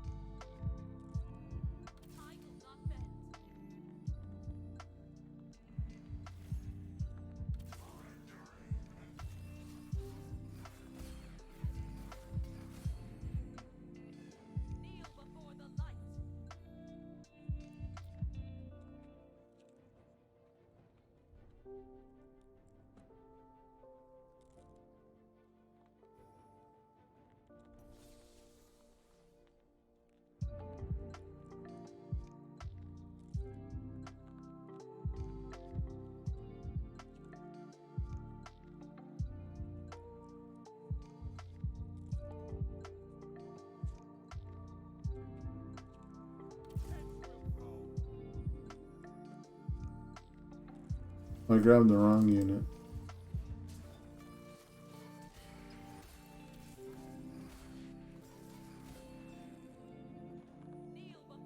Oxford.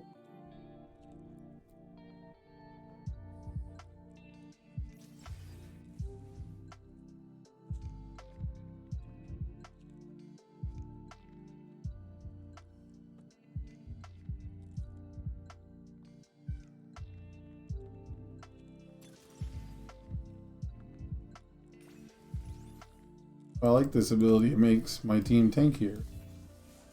What I'm all about right now. 3, 6, 8. I can start econing. Let's go. Get that income going.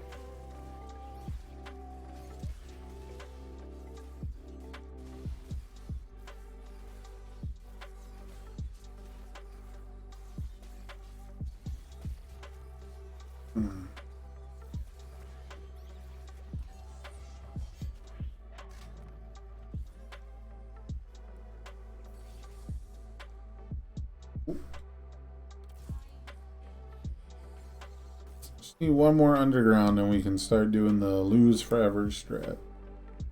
If we don't get it by like the end of this carousel, we probably have to start winning. We have to start winning to win.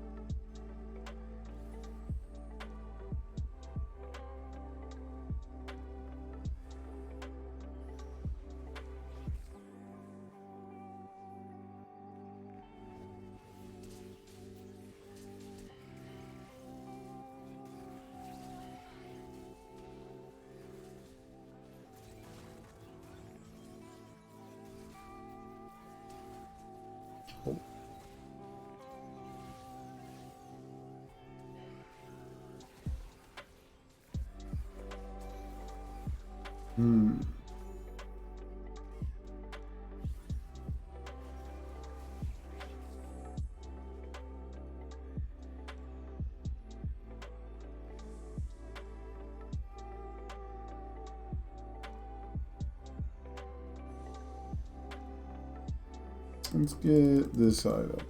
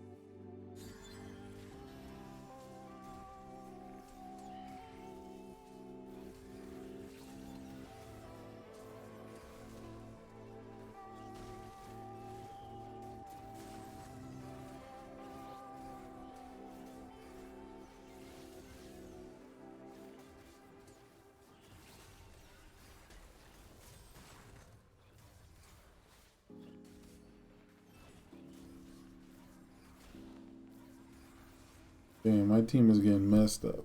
Alright. Pretty sure it's too late to go recon.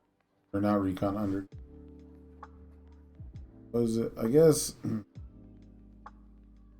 after this round, we're right on the cusp of income and we got an item round. I guess we can try one more, but then after that, I guess it's only brawlers. Once five is Aegis. What are the other Aegis units? Leona, Echo. Could try to go Prankster, but I already sold a Prankster. That would look dumb.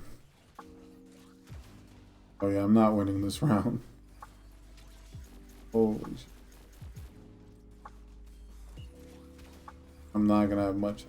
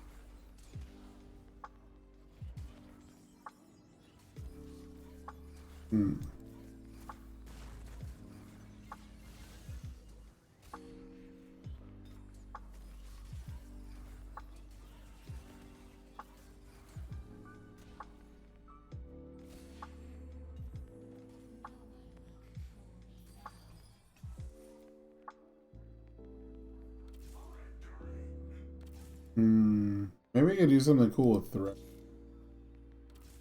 Brawlers on deck.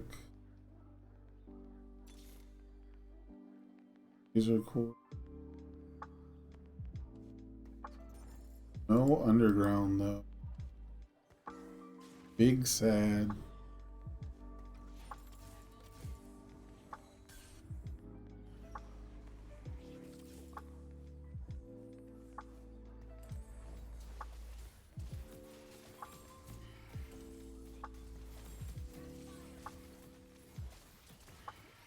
Brawler laser core sounds cool.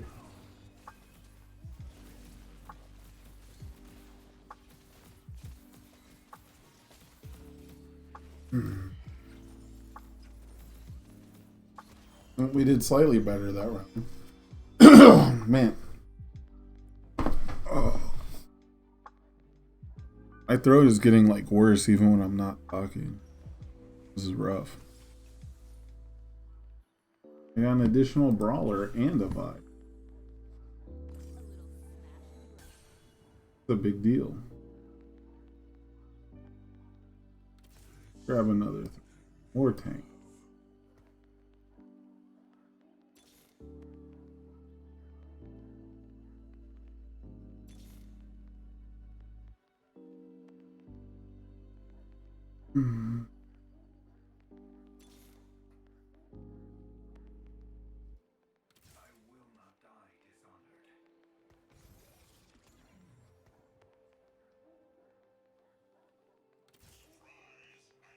Get out of here, not that cool. We ain't even got a team ability. So this dude's just AFK. He's done. He rolled down all his gold and he ain't get shit to show for it. Fuck it, I'm out.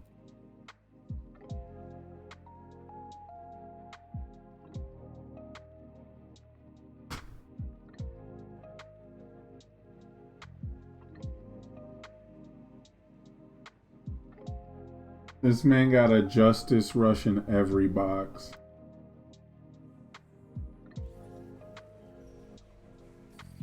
Alright, well, time to go win tournaments with Justice Rush to make it a $20 ultra.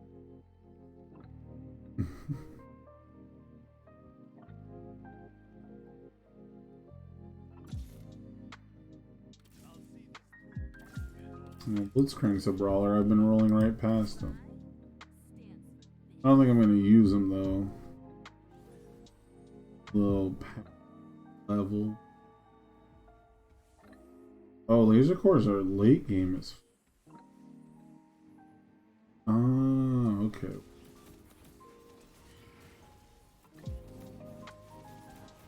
And reach level 9.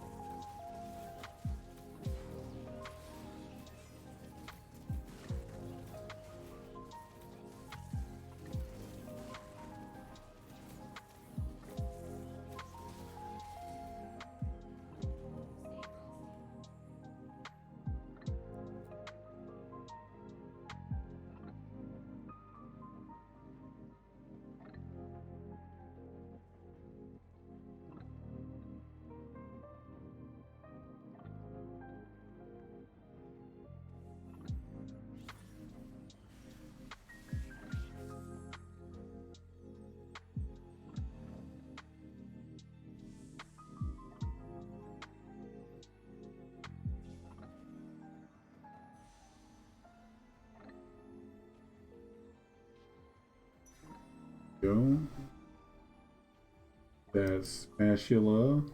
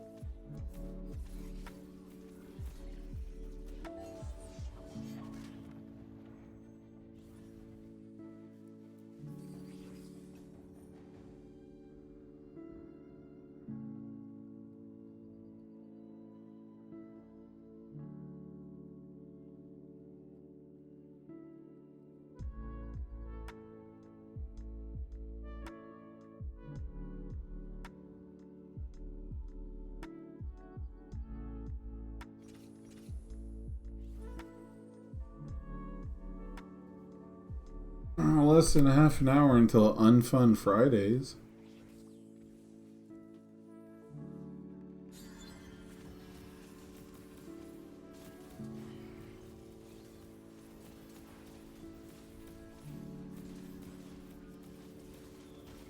I don't really know if my voice is gonna make it.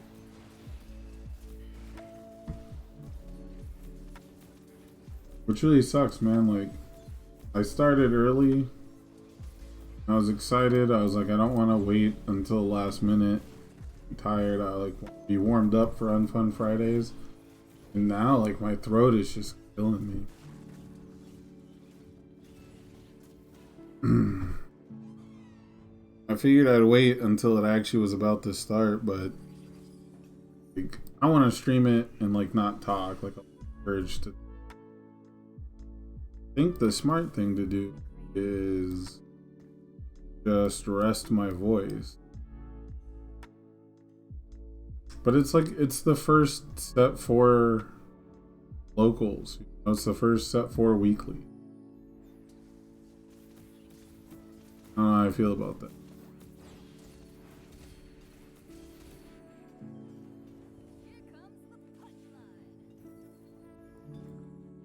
Like, the smart thing to do is probably rest my voice and wait till I actually go get throat lozenges.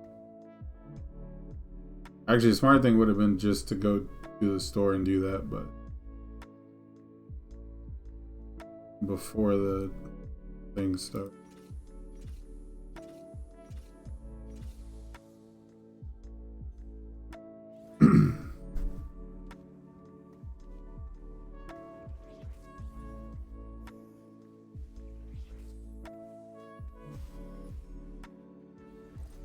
Is there a brawler emblem? Is there a laser course? Oh, it is.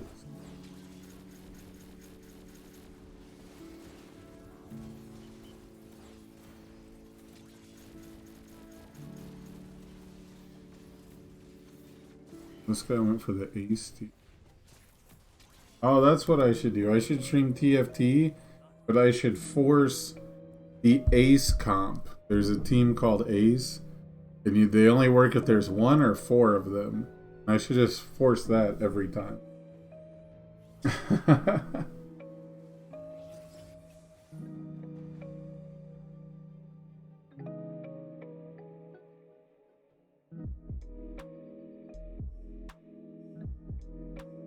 High-end shop. 2 Toma traits sound really good.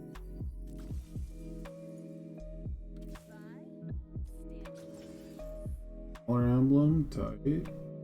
Laser core emblem. Yes, we go brawler because we're closer. Then we get Fender is on it. All right. That's not that.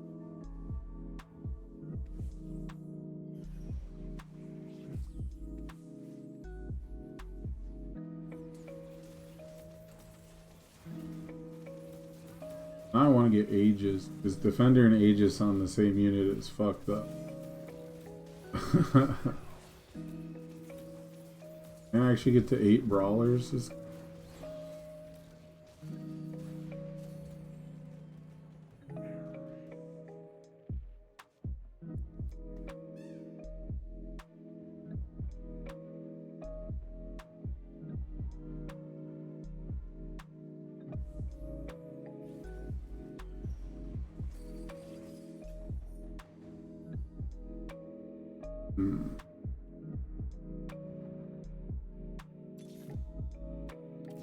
A good upgrade, alright.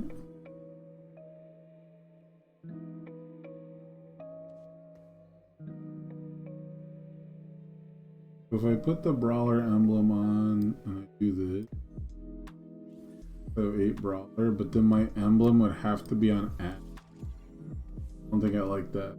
I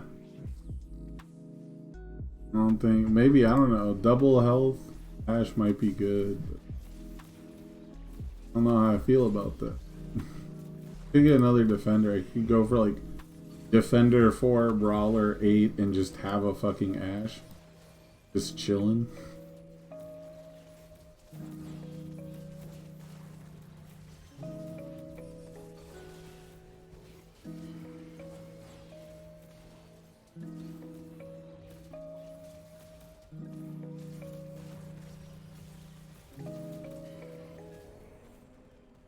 If I get a reforger, I might sell the Ash and reforge the items, drop laser core, and go different direction. Another set too. A weird item though. I think I like it.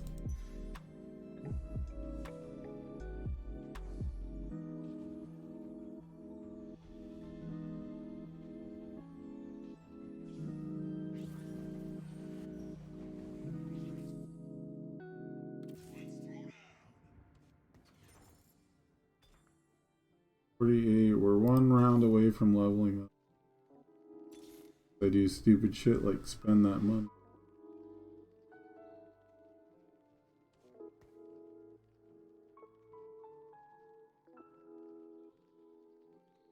Brawlers sounds pretty good though.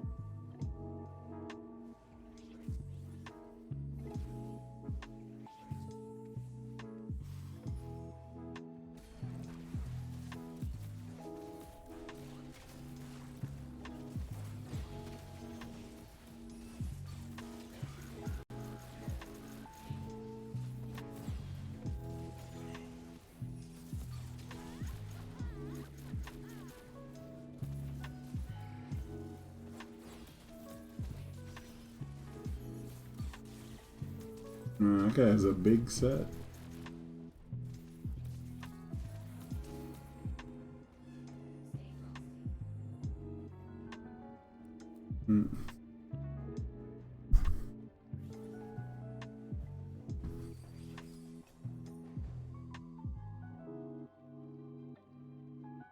Drone do be doing some work, I guess.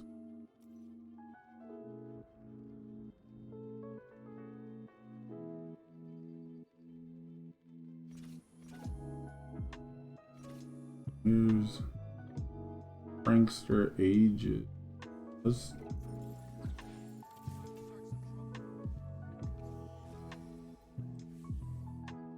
We have something to do with those up.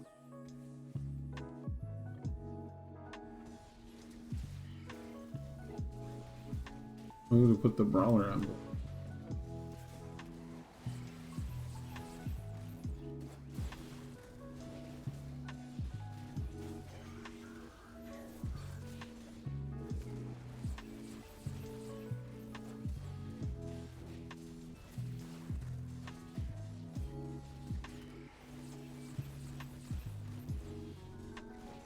Been torn up by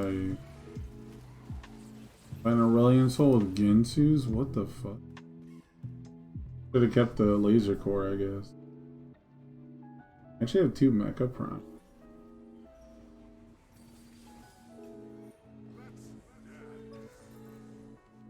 We can go.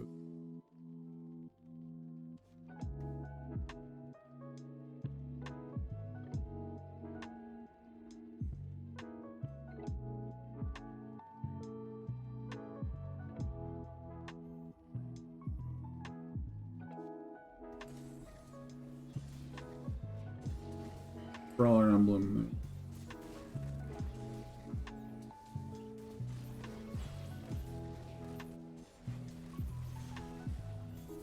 I need one more defense for the tankiest team of all. Need a rep or another emblem.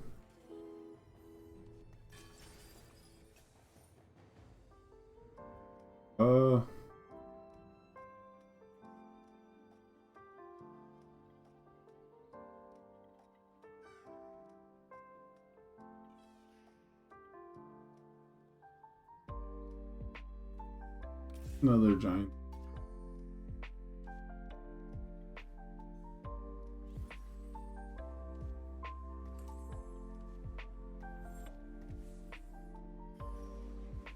Get to move my dude over.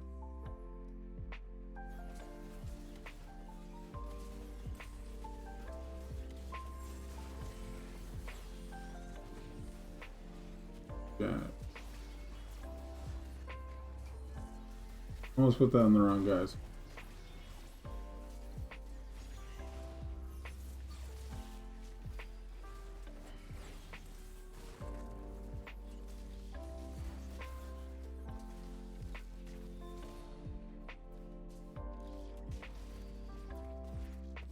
Oh, okay. Wow, he had a ranged attack? What the?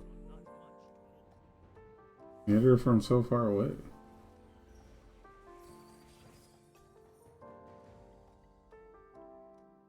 One more defender. We can level up. There's another brawl. My worst brawler that Renekton. Oh, they're both laser core. I didn't know there was another laser core brawler. Man, I should have kept the Ash. I didn't know that. There's another laser.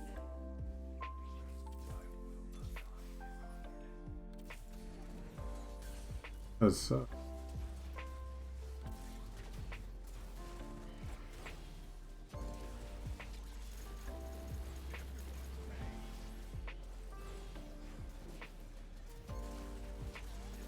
Thanks for hanging out, Richard. I'll catch you around, man. I hope you I hope you enjoy opening the packs. I hope you keep on enjoying cracking packs. Hopefully the set does not deter you. I can replace Blitzcrank. Blitzcrank sucks. I'm out of here.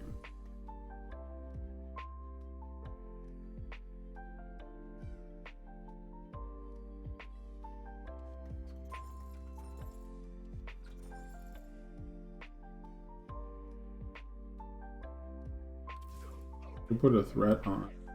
Meantime. Rouge.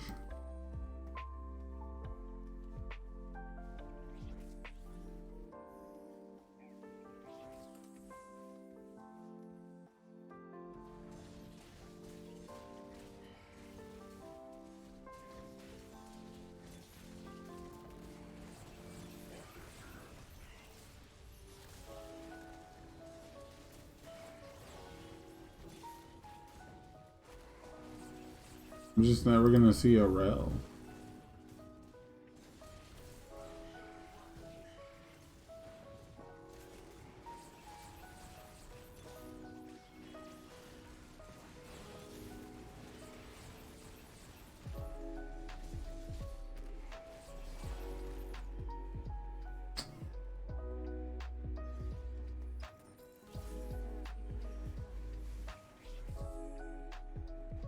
Oh, Defender emblem, let's go, bro. Hell yes. Get it. We got the tankiest team possible. Oh, and Aegis, you can do 3? Oh, shit. Now I can get a Leona? Yeah. Got a weird crick in my back. Hell yeah. Or Defender. Alright, I'm digging it. We just gotta survive that one.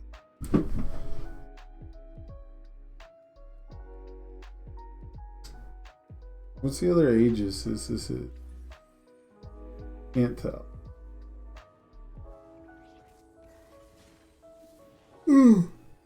I think it's Alistar. I think Alistar is the other Aegis.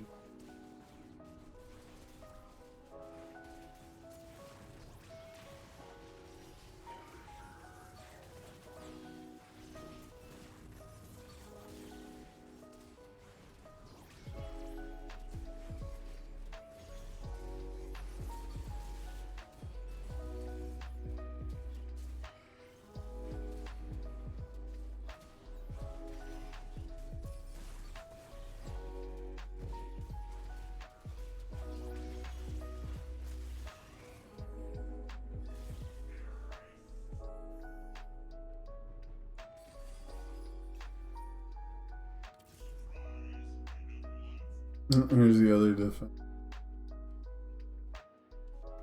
Can sell that now.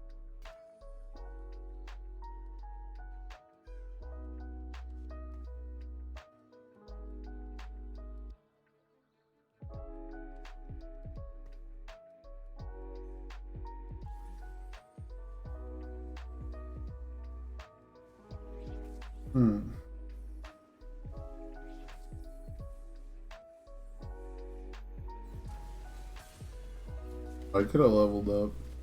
Maybe not.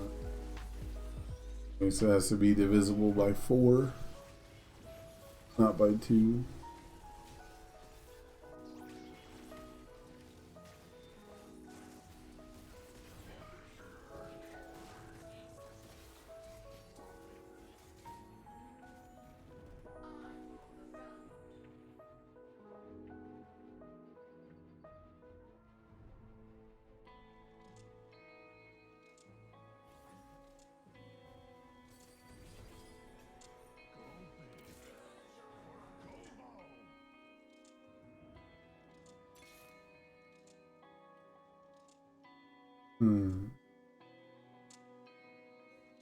It's pretty much just Vi and Sejuani we're rolling for. Get one more Riven and a Leona, and then I think that's the best we can do. I don't think I should pick these up right now. Not that many rounds left. Could be a few if people play it really close. But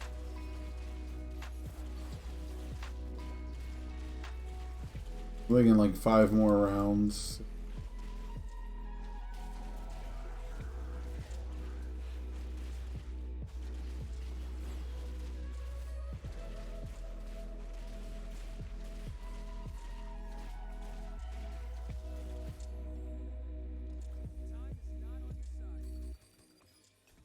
There's the Riven upgrade we needed.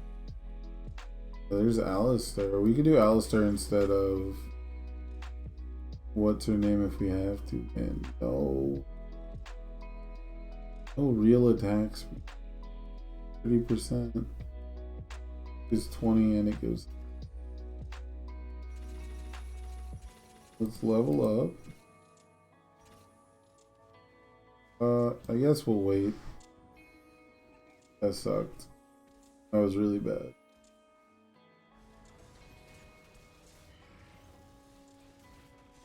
Lost out a bunch of income.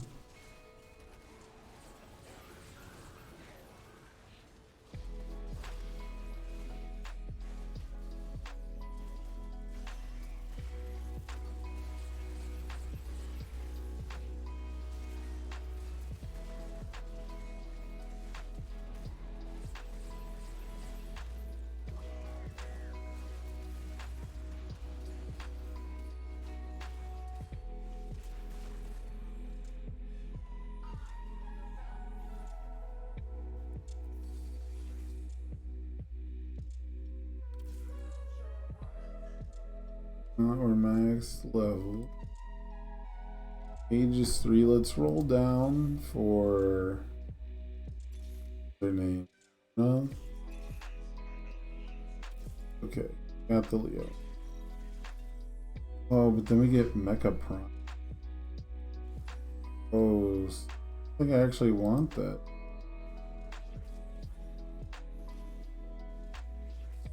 Not without getting that item. I don't know if I want that. Thought I did, but now I don't even know.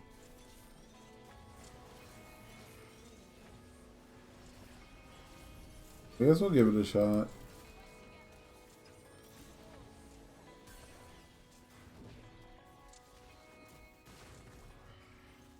Need to get the item off when I select the.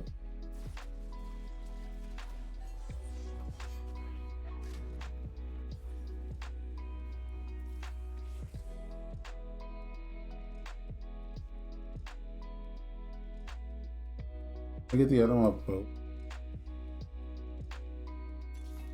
That's actually super.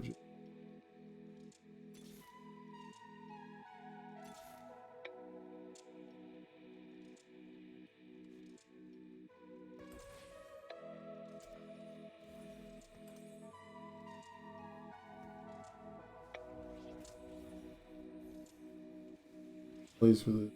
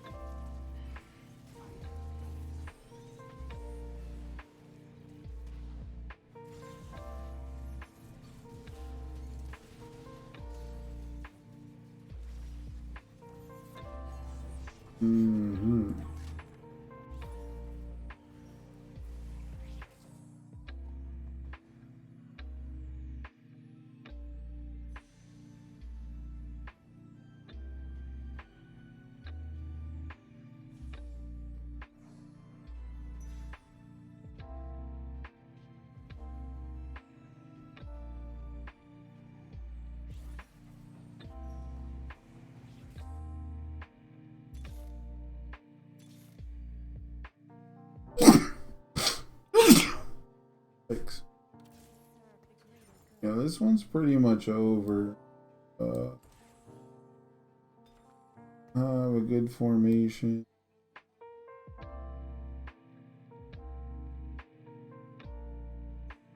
Really setting these up well. Never did find anything to do with that spatula.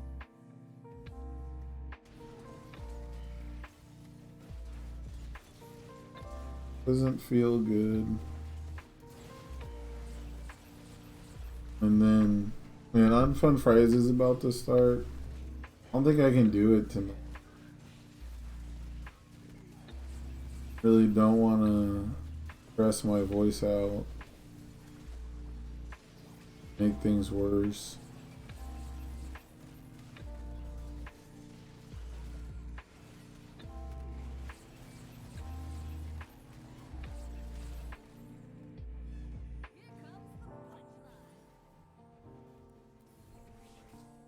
Yeah, I think that's what I think I'm gonna rest my voice tonight.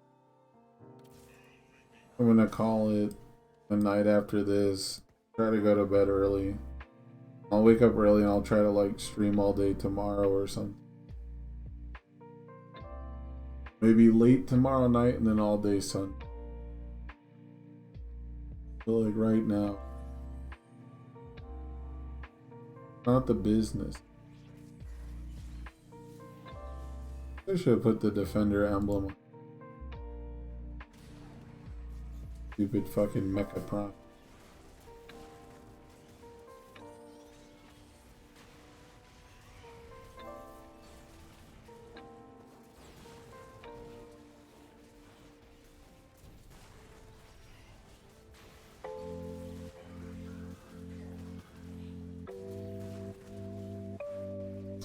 Oh, get the Belveth in the back. Don't ignore her. Yeah, focus her. There you go. Easy. Oh my god, and this set has Bloodthirster? What the fuck was that? Alright, yeah. Oh man, we were cruising. I think the Mecha Prime fucked us up, but I'm gonna call it a stream. I'm done for the. I got really depressed about my voice. I just don't want to hurt it. I want to push it. So please go check out Tam's stream. I think he's gonna stream and play. Please go check out UnFunStuff.com. Check out UnFunFridays. I'll see you guys tomorrow.